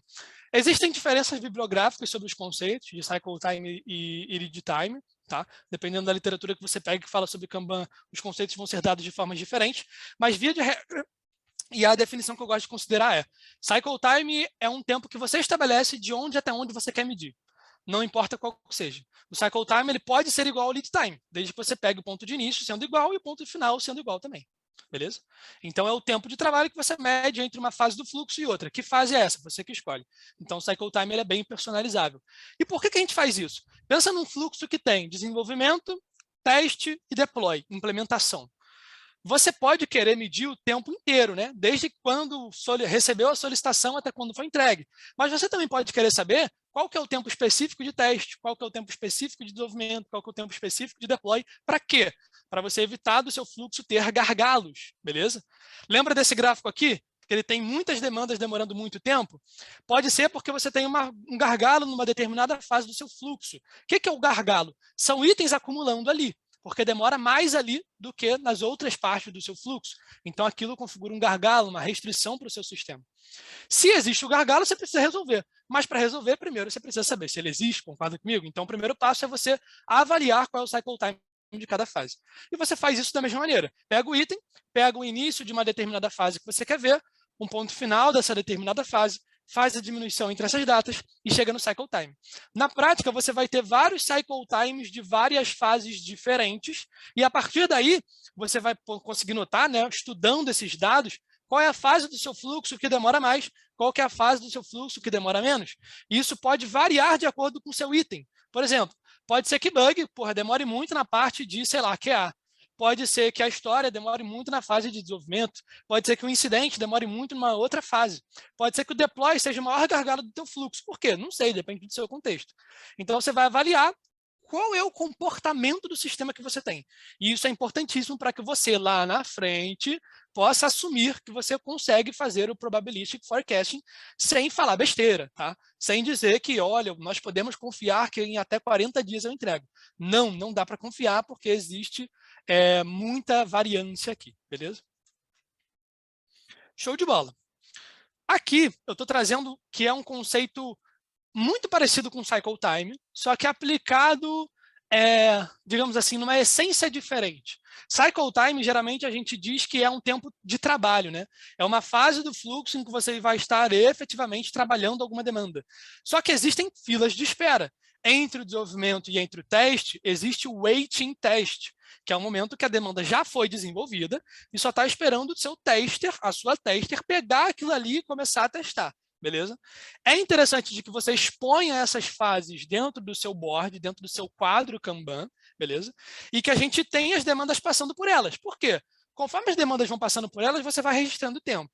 Conforme você vai registrando o tempo, você vai colhendo o cycle time. Conforme você colhe o cycle time, você vai vendo onde é que está acumulando mais, onde é que está acumulando menos. Onde é que você está perdendo mais tempo, beleza? Lembra quando eu perguntei assim para vocês, olha, como que eu respondo essa pergunta de quanto tempo eu entrego? Como é que é isso, né? O tamanho e a complexidade é o que mais? Lembra que eu conversei sobre vários fatores com vocês, e um deles era tempo de fila, porque as demandas elas não são executadas assim, né? Do tipo, eu acabei, o meu camarada ali já vai pegar, e quando ele acabar o outro já vai pegar imediatamente. Isso não existe. Se existe, me chama para esse time aí, que eu quero ver como é, que eu ainda não vi, e acredito que ninguém tenha visto aqui nessa chamada também, tá? É muito, muito, muito, muito, muito difícil acontecer, beira o impossível. Comece a medir a quantidade de demandas que você entrega em um período fixo de tempo. A gente chama isso aqui de vazão, beleza? Throughput, taxa de transferência, como você queira chamar. Em suma, é isso aqui, quantidade de demandas que você entrega em um determinado período de tempo. Tão simples quanto isso. Qual que é o throughput que a gente tem, por exemplo, no mês 4? É 3, porque 3 demandas foram entregues no mês 4. Qual que é o throughput do mês 5? Cara, é 1, 2, 3, 4. 4. Qual que é o throughput do 6? É 1, 2, 3, 4. No 7, só tem um aqui, mas porque a minha lista continuaria, né? E no caso aqui, a tabela, o slide, ele é limitado, então não botei mais. Só que a ideia é que você visualize o tempo que terminou determinada demanda e você vislumbra quanto que você está entregando a cada período de tempo. Isso pode ser por semana, pode ser por mês, pode ser por quinzena. Se você está fazendo sprint, pode ser por sprint, pode ser do que você quiser. O bom, cara, da métrica de fluxo é que você tem muitas poucas regras para poder utilizar, né? Você utiliza de acordo com o que é valioso para o seu contexto e extrai bastante valor disso. Vai lá, Raíssa, pode perguntar. E Rafaela também, não sei se a Raíssa perguntou e abaixou a mão, mas ela apareceu aqui destacada para mim. Não, eu ia perguntar, mas você já respondeu. Eu ia perguntar se poderia ser levado em consideração um período, tipo, por exemplo, uma sprint a cada 15 dias. E aí você já você quiser. O que você quiser. O que for valioso para você saber, né, de periodicidade de quanto você entrega. Se for sprint, é sprint. Se for mês, é mês. Se for semana, é semana. Vai, Rafa. Essa era a minha boa noite, gente. Essa era a minha pergunta também. E eu ia perguntar se fazia sentido, por exemplo, eu tinha uma das minhas squads, ela tinha um sênior, 2 plenos, e agora ela tem 3 juniors. Então eu recomecei a medir tudo, tipo, porque o time mudou completamente. E eu queria saber se, né, se isso faz sentido mesmo. Porque eu recomecei do zero, então, tipo, eu tô na terceira sprint com eles, e eu comecei a medir a partir da segunda, e quanto tempo eu teria que esperar, assim, para ter uma certeza mais clara desse time agora com essas pessoas. Tá.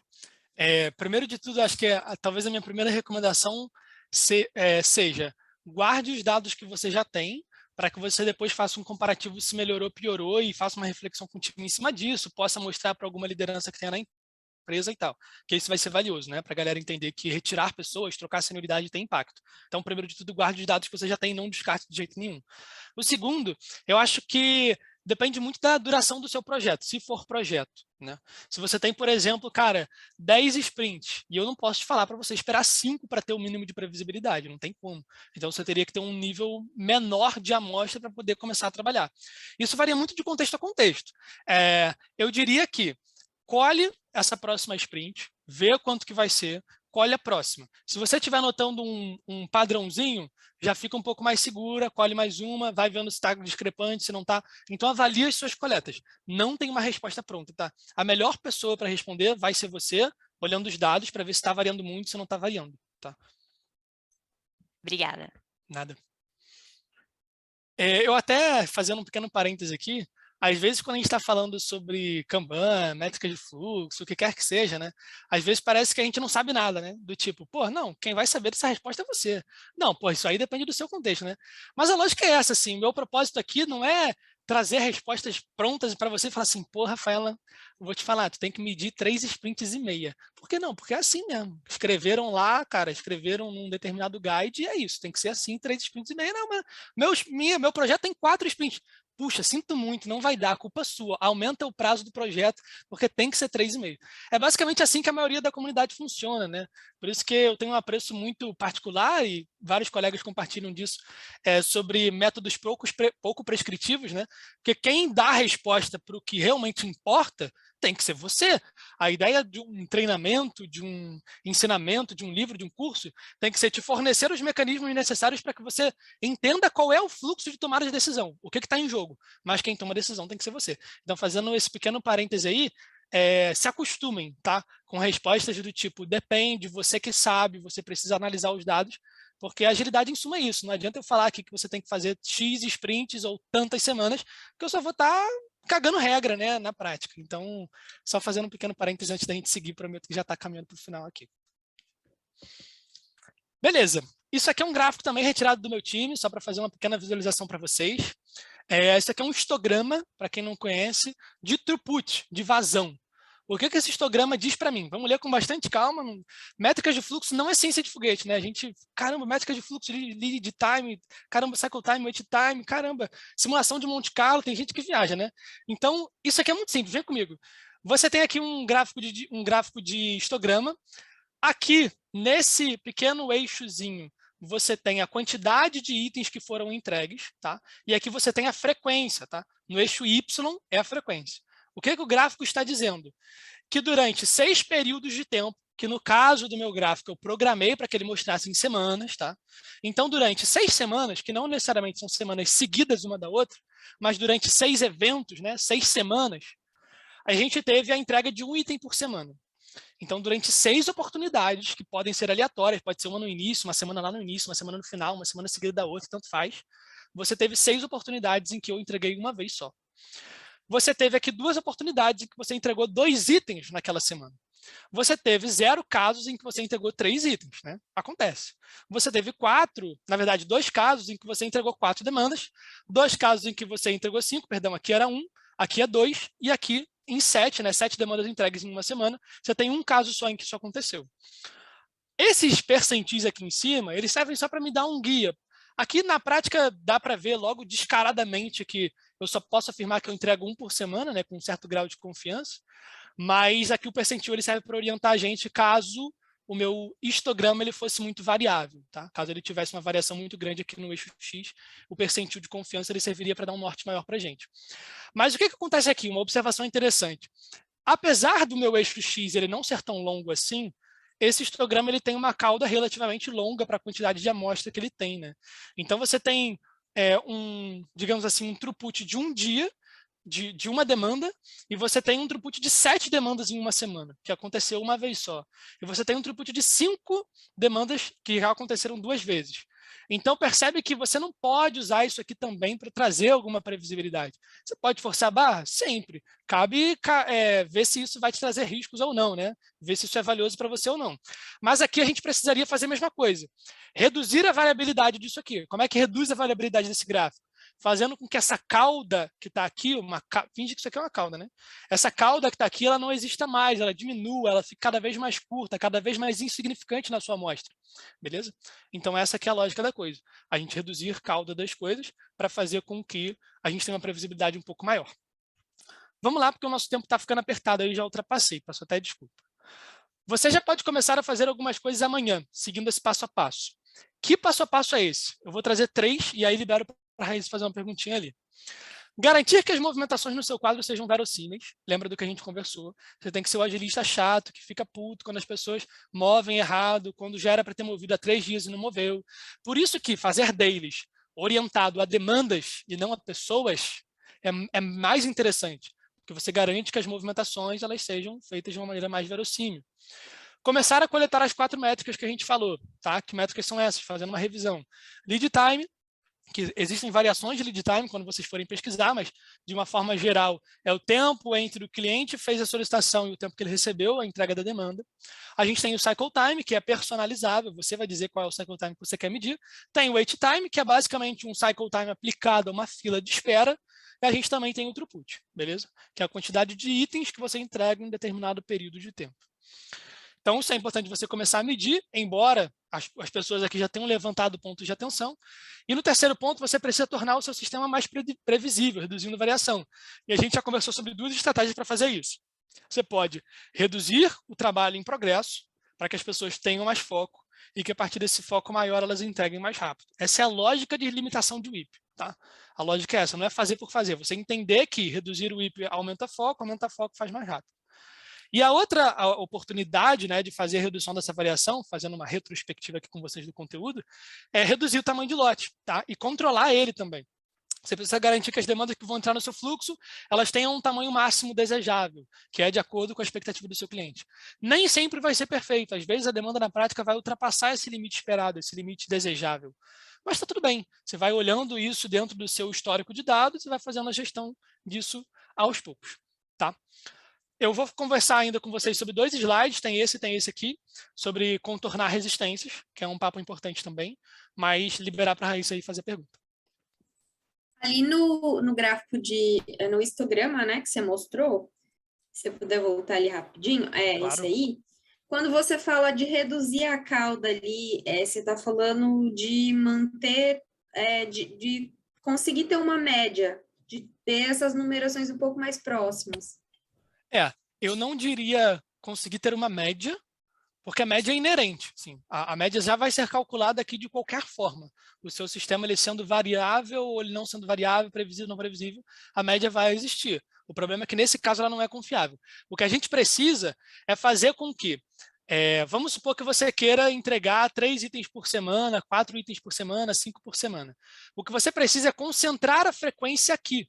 Fazer com que essas 2 coluninhas elas sejam tão grandes, mas tão grandes em relação à frequência, que as outras fiquem insignificantes, beleza?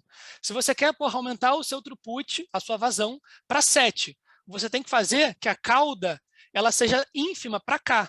Você tem que fazer com que a frequência do 7 ela aumente tanto, mas aumente tanto. Você precisa de tantas semanas entregando 7 itens por semana que todas as outras amostras, nas outras frequências do gráfico, elas vão ficar insignificantes. Então, é esse o trabalho que você precisa fazer para tornar o seu throughput mais previsível. É aumentar a frequência de uma determinada taxa de entrega. Se para você o ideal aí no seu contexto seria 4, é que você normalize aqui em 4, beleza? A lógica é que quanto mais throughput, melhor, né? Via de regra é assim. Então, a ideia é que você concentre uma frequência grande aqui e uma frequência pequena aqui. Esse seria um trabalho ideal, porque você aumenta o throughput, aumenta a vazão, aumenta a quantidade de demandas que você entrega, ao mesmo tempo que você reduz a variância disso, beleza? Então, a ideia aqui seria aumentar a frequência dessa parte do gráfico, de tal maneira que essa daqui fique insignificante. Tá? A média sempre vai existir, mas a ideia de trabalhar com histograma é essa. Saquei, obrigada. Nada. Maravilha, vamos para o final aqui, pessoal.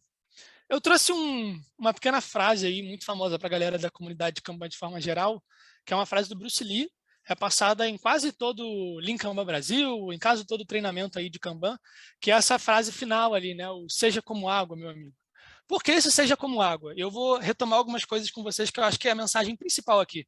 Se você não entendeu nada de story point, não entendeu nada de fluxo, que pelo menos você entenda essa parte final aqui da mensagem do seja como água, tá? O nosso papel, galera, enquanto agilistas, e eu vejo isso que é uma diferença muito grande entre quem é sênior e quem é júnior principalmente, quem está começando agora, quem já está há um tempo, quem já viu pouca coisa e quem já viu muita coisa, é que um profissional que tem um pouco mais de maturidade de trabalho de agilidade numa organização, ele entende que ele não pode bater de frente. Por quê? Se ele bate de frente, ele cria resistência. Se ele cria resistência, é natural que ele vá perdendo confiança. Quanto menos confiança você tem, menor a sua capacidade de promover mudanças. Quanto menor a sua capacidade de promover mudanças, cara, mais o trabalho vai ficar irrelevante, menos a alta cúpula lá da empresa vai ver valor em agilidade e vai te quicar da empresa. Simples assim, vai te mandar embora.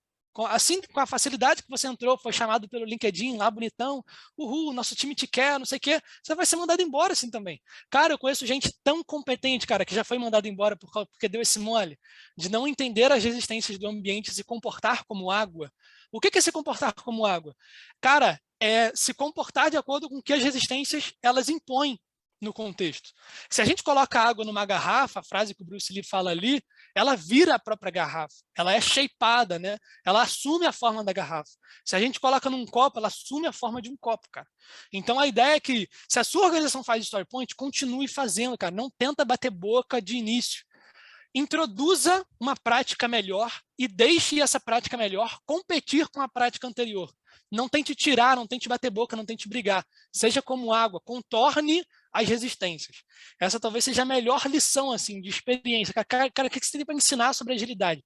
Cara, seja como água, não bata em cima das resistências, contorne as resistências.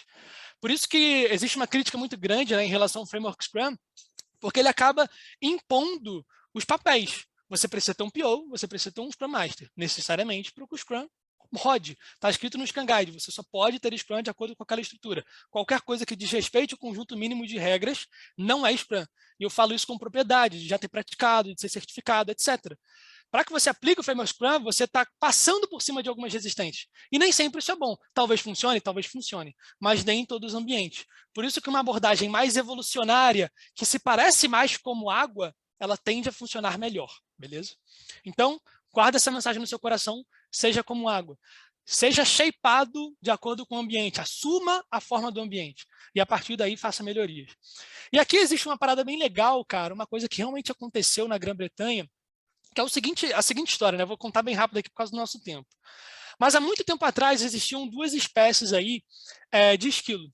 Esquilo vermelha e a esquilo cinza. A esquilo cinza foi inserida, né, de uma forma não natural, muito provavelmente a partir do movimento de globalização, navegações, etc., passou a ser inserida lá na Grã-Bretanha. Isso faz com que, o passar do tempo, a espécie que mais se adapta, que mais performa melhor, de acordo com as restrições do ambiente, ela se sobressaia. Ela sobreviva mais e sobreviva melhor. Então, o que aconteceu ao longo do tempo? O esquilo cinza, que possui condições que se adaptaram melhor à Grã-Bretanha, ele sobrevive e ele toma conta do ambiente. Então, qual que é a ideia aqui? Falando sobre o Story Point, né? Tentando fazer esse paralelo.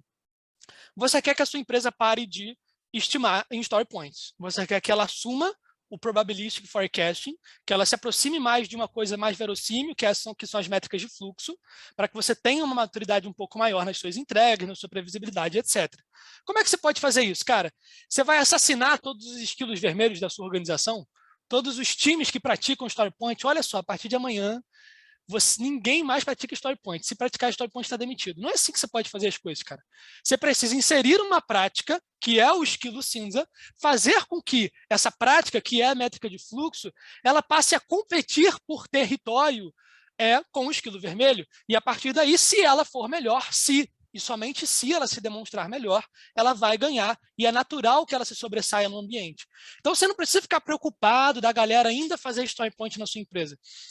Cara, faça métricas de fluxo aos poucos, coloque para rodar dentro do seu time, faça experimentos, demonstre que isso é bom. Conforme você demonstra resultado, é natural que o esquilo vermelho ele vá sumindo, ele vai perdendo espaço, ele vai deixando de existir em determinadas áreas.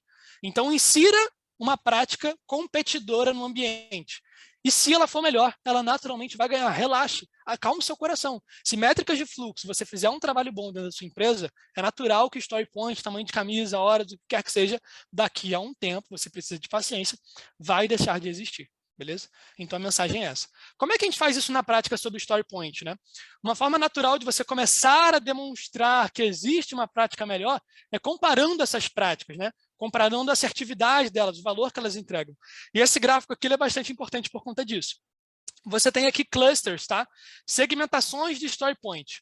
Você tem 1 ponto, 2 pontos, 3 pontos, 5 pontos, 8 pontos. Para que serve Story Point no dia a dia, né? Por que os stakeholders acabam gostando de Story Point em alguns casos? Porque eles querem ter previsibilidade. Talvez eles só não saibam a melhor forma de fazer isso, mas eles escutaram, ouviram falar, ou eles já entraram e a empresa fazia Story Point. Então é natural que eles gostem dessa prática e tenham um determinado apego. Se você for tentar mexer naquilo ali, provavelmente você vai queimar o seu filme. Então o que eu te recomendo? Que você passe a medir lead time e que você compare lead time com o Story Point. Como é que você faz isso? Aqui nós temos histórias, por exemplo, de 1 ponto, histórias de 2 pontos, histórias de 3 pontos, histórias de 5 pontos e 8 pontos. Você vai medir o lead time de cada um desses pontinhos, que são demandas. E você vai verificar qual que é a dispersão de lead time dentro de cada cluster desse aqui. Se a variação for alta, significa que não existe previsibilidade. As pessoas estão se enganando fazendo Story Point. Se for muito baixa, na verdade é bom, mas não é bom, né? Porque significa que você pode estar caindo ali no que a gente chama de lei de Parkinson, né? Que o trabalho ele se expande num tempo determinado que ele tem, uma determinada medida que ele possui. Então, das duas, uma vai ser ruim, você vai conseguir demonstrar essa explicação. Se for muito disperso, não existe previsibilidade. Se for muito juntinho, pode existir um problema nisso também. Não é porque o gráfico está bonito que não tem problema, a gente precisa investigar as coisas. E aí você pode ter essa discussão também com a liderança, tá? Mas, em suma, esse gráfico aqui, que é um gráfico de exemplo, ele mostra que existe uma variação grande nesse sistema. Então, utilizar Story Point não é uma melhor maneira de seguir.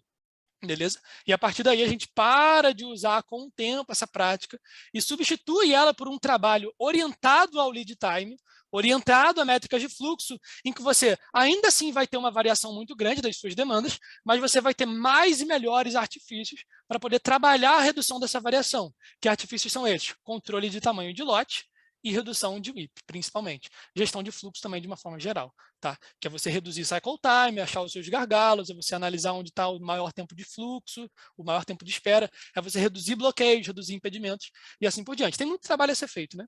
Mas essa aqui é a lógica. Recadinho final, prometo finalizar. Se você aprendeu alguma coisa, cara, aprendeu, compartilha. A galera gosta muito, geralmente, do meu LinkedIn, né? Porque eu compartilho pra caramba, não sei o quê. Só que existem, cara, muitos agilistas no Brasil, no mundo, que são muito melhores do que eu, que sabem muito mais do que eu, seja que com menos tempo de casa, seja com mais tempo de casa, essas pessoas só não expõem, né? A galera acaba colocando muitos holofotes em determinados momentos, porque eu compartilho muito, mas os holofotes, na verdade, deveriam estar em todo mundo, porque vocês sabem muita coisa também, vocês só não estão compartilhando. Então, se você aprendeu, escreve, pensa, faz um resumo, cara, compartilha. Pode me marcar se quiser, se não quiser, tá bom também. Pode marcar a comunidade se quiser, se não quiser, tá bom também, ninguém vai te obrigar a marcar. Mas compartilha, escreve, pensa, internaliza, reflete e posta. Faça os experimentos que a gente conversou, colha os resultados e compartilhe também, isso vai valorizar a sua carreira. Eu tenho certeza que 50 pessoas que estão aqui até 9h46, vendo um menino de 22 anos falar sobre o StoryPoint, não estão aqui à toa, né? A galera está aqui para poder aprender. Então, se está aqui para poder aprender, para carreira, né? Para ganhar alguma coisa com isso, então, por favor, vamos fazer o arroz com feijão bem feito, né? Você não precisa ser o melhor agilista do mundo. Desde que você faça um arroz com feijão, vai conseguir resultado e aí você passa a compartilhar isso na rede que os seus resultados vêm crescendo, beleza? É isso. Obrigado aí pelo aprendizado, eu sempre gosto de falar isso porque, para mim, fazendo aqui a preparação da coisa para vocês, eu aprendo muito também, novas formas de explicar e tal, novas formas de me adequar, responder a novas perguntas, então para mim também é valioso. Espero que para vocês também tenha sido e fica aberto aí para dúvida caso vocês tenham, tá?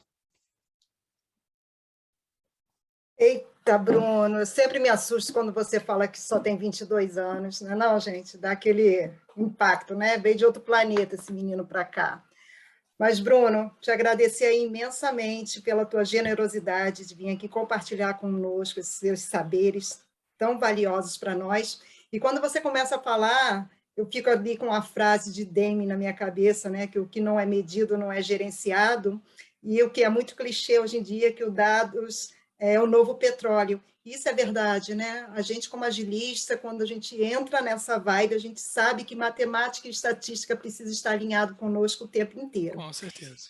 E você falou uma outra coisa que eu fiquei aqui refletindo, eu já tinha conversado na última semana, né, quando nós viemos aqui com o pessoal, sobre a maturidade que a comunidade está tendo. E hoje você falou sobre as perguntas, que as perguntas também já são perguntas mais maduras aqui na nossa comunidade. Isso muito me alegra, porque a gente vê que a comunidade está crescendo, né? As pessoas já passaram daquela fase que as nossas apresentações eram sobre transições de carreiras para efetivamente o que nós estamos trabalhando lá no nosso dia a dia. Isso é importante. E aí eu pego aí uma carona no que o Bruno falou sobre os nossos formulários, como eles são importantes, que vocês preencham, que vocês digam o que vocês querem ouvir, o que vocês querem que seja apresentados aqui, porque isso dá a possibilidade que a gente possa trazer as pessoas que vêm no contexto que vocês estão precisando. Porque hoje eu vejo nitidamente que a gente não pode mais falar algo tão básico para vocês. Lembrando que sei que tem pessoas aqui que ainda estão na transição de carreiras, o Bruno hoje foi até... fez, né? Subiu e desceu a apresentação para que todos pudessem ficar aqui dentro do contexto, isso é muito bacana, né? A pessoa, quando sabe facilitar, ela tem essa manha aí de deixar todos envolvidos, e eu parabenizo muito o Bruno Mata por isso, e é importante que a gente conheça vocês para que a gente possa entregar sempre o melhor aqui para a comunidade. E, mais uma vez, eu agradeço mesmo o Bruno, ele é membro da comunidade, quando a gente solicitou a facilitação, ele carinhosamente topou, veio aqui fazer essa brilhante noite para a gente, que com certeza agregou muito, viu, Bruno? E, claro, obviamente, que a gente viu que essa apresentação sua aqui não vai parar, né, nesse momento por aqui, porque a gente viu que tem vários ganchozinhos aí para que você volte mais vezes aqui, para que você apresente novas oportunidades de melhorias no nosso trabalho do dia a dia. Tá bom, Bruno? Legal, e a casa está aqui, as portas da casinha estão sempre abertas aqui para você, tá bom? O Igor fez um questionamento seguinte: em um contexto de fábrica de software, em que um time trabalha em diversos projetos mais curtos, de pouco tempo, como faríamos? Ainda precisaríamos de ter previsibilidade, mas não podemos levar em conta os dados de um outro projeto ou contexto? O que fazer? Legal, cara. Eu tô no mudo? Não, né? Tô falando Não. certinho. Cara, essa pergunta é boa, porque mostra que independentemente do método que a gente pegue, nem sempre ele vai ser a solução para tudo, ou vai ser a única solução possível, ou vai ser a melhor solução, né? Então é importante a gente ficar ligado em algumas coisas. No exemplo que você trouxe, se dá para usar dados de outros projetos? Não sei. Depende da natureza do projeto, se o trabalho é parecido, se é repetível, se as pessoas do outro projeto têm o mesmo conhecimento dessas, porque para você se pautar como um benchmarking, né, precisa ter um mínimo de semelhança entre os cenários. Então, eu tomaria esse cuidado. É possível? Com certeza, muita calma nessa hora. Mas você precisa avaliar o seu contexto. De novo, você, o cara chato aqui do depende, né? Mas de fato depende, você precisa analisar o seu contexto. Estou te trazendo aqui prós e contras de você fazer isso. E aí, cara, falando sobre esse cenário de projetos curtos, como é que eu faço e tal, você precisa ter em mente o seguinte: não vai dar tempo, muito provavelmente, dado a sua pergunta, de você ter uma super coleta de dados e dados super históricos e tal, e percentil, e uma amostra muito robusta, você tem um sistema super previsível e tal, para poder aplicar isso que eu conversei aqui. Então, talvez no seu cenário, essa não seja a melhor opção. O caminho que eu enxergo na sua opção aí, na sua restrição, no seu caso, é que a gente tem uma mentalidade um pouco mais de gestão de projetos. E aí a galera que, caramba, pô, a agilista está falando de gestão de projetos, mas gestão de projetos não é tradicional. Não, gestão de projetos é uma disciplina holística que é tanto ágil quanto tradicional. Gestão de projetos é aplicado ao contexto. O PMBOK fala sobre tailoring há um tempão. Tailoring é adaptabilidade. Se for ambiente complexo, é ágil. Se for ambiente preditivo, você vai aplicar maneiras preditivas de engenharia. E aí o papo com você agora, nesse momento, meu parceiro, é o seguinte: é que você vislumbre restrições de projeto. Se você tem prazos fixos, que você tenha o escopo flexível. E a partir daí, a sua agilidade ela não vai se pautar em métricas de fluxo, previsibilidade. Vai ser sobre gestão de escopo. E a partir daí você vai fazendo, vai vendo o que dá para fazer, o que não dá para fazer. Pode usar story points, se for o caso. Pode usar throughput, que é bem simples. Você pode, por exemplo, confrontar um backlog que já existe, que já foi pré-definido, com a quantidade de backlog que você vai consumindo ao longo do tempo. Você pode fazer um burn-up, né? E a partir daí você estabelecer em quanto tempo você vai terminar determinada coisa. Você pode fazer previsões otimistas, previsões pessimistas, previsões realistas, em cima de quanto desse backlog você vai consumindo. Aí você pode usar o burn-up e o throughput, por exemplo. Mas você não vai falar sobre histograma e piriri parará, muito provavelmente, porque no seu contexto não cabe, tá tudo bem. Você precisa ter uma visão mais orientada a restrições. Se o seu escopo for flexível, você pode, quer dizer, se o seu escopo for restrito, você tem que flexibilizar o prazo. Se o seu prazo ele for restrito, você tem que flexibilizar o escopo. Se os dois forem restritos, tenta mexer com alguma outra restrição, recursos, risco, o que quer que seja, mas faça ainda assim um trabalho. Não é bom que você assuma uma postura do tipo, olha, não dá para eu fazer métrica de fluxo, então lascou, né? Não vou conseguir fazer um bom trabalho. Não, você vai conseguir fazer um bom trabalho, porque existem outros artifícios que você pode usar, que fogem da alçada do Kanban, dentro do seu contexto, que vão trazer resultados, tá? Então, gerenciamento de projetos nesse sentido aí, faz mais sentido pensar numa visão de restrições para poder garantir que seja um sucesso, mesmo que não tenha uma base histórica para você ter previsibilidade. Tá? O Danilo está perguntando sobre o último gráfico. O último gráfico, se eu estou jogando, se eu estou muito junto os pontos do cluster, pode ser Parkinson. Se ficarem muito abertos, seria uma falta de previsibilidade? O que seria o ideal? Legal. Cara, o que seria ideal aqui, né? Esse gráfico, ele está com pouca, digamos assim, o story point está fazendo pouco sentido, porque os pontos, eles servem para garantir que a gente tem um entendimento de quanto que as coisas duram, certo? É isso que o stakeholder quer ver no final das contas, beleza? Ele quer saber quantas coisas vão durar. Lembra daquele gráfico que eu mostrei do Brasil na 22ª posição, índice de intolerância e incerteza, aquela coisa toda. Então, no final das contas, independentemente do que você faça, a galera quer saber quando as coisas terminam. A pergunta, ela se mantém. Vai trocar as listas, vai trocar a organização, mas a pergunta é a mesma. Aqui, os pontos não estão servindo muito para suprir essa dor, né? De trazer previsão para as coisas. Então, não está muito bacana. Qual que é o ideal aqui? É que você reduza a variabilidade do sistema como um todo, e não só a variabilidade entre os pontos. Tá? Por exemplo, aqui no ponto 5, vamos supor que tudo se concentre em exatamente 15 dias. Cara, exatamente 15 dias, isso é muito provavelmente lei de Parkinson que está acontecendo. A galera poderia terminar antes e está terminando em 15 dias porque o trabalho está se expandindo na medida que ele tem para ser feito. Beleza? E aí o cuidado que você tem que ter é, para de pensar em visão de pontos e tenta reduzir a variabilidade do sistema, que é isso aqui menos isso aqui, né, em termos mais leigos, como um todo. Então, o teu fluxo como um todo, a tua entrega como um todo precisa reduzir variabilidade. E aí, para fazer isso, você tem que fazer aqueles trabalhos que a gente já conversou. Controlar o tamanho de lote, reduzir o IP, fazer gestão de fluxo, vendo onde está o seu gargalo, vendo onde é o maior tempo de espera, tomando conta sobre quantos bloqueios acontecem, qual é o tempo médio de bloqueio, assim por diante. Então, existe um trabalho que precisa ser feito que o Kanban, enquanto método, ensina majestosamente bem para você reduzir essa variabilidade aqui. Beleza? Então, esse é o ideal, que você pare de ter essa visão particularizada em clusters e sim faça uma redução geral de variabilidade do sistema. Pessoal, obrigado, então. Boa noite mais uma vez aí, Bruno, pela apresentação. Obrigado pela participação de vocês.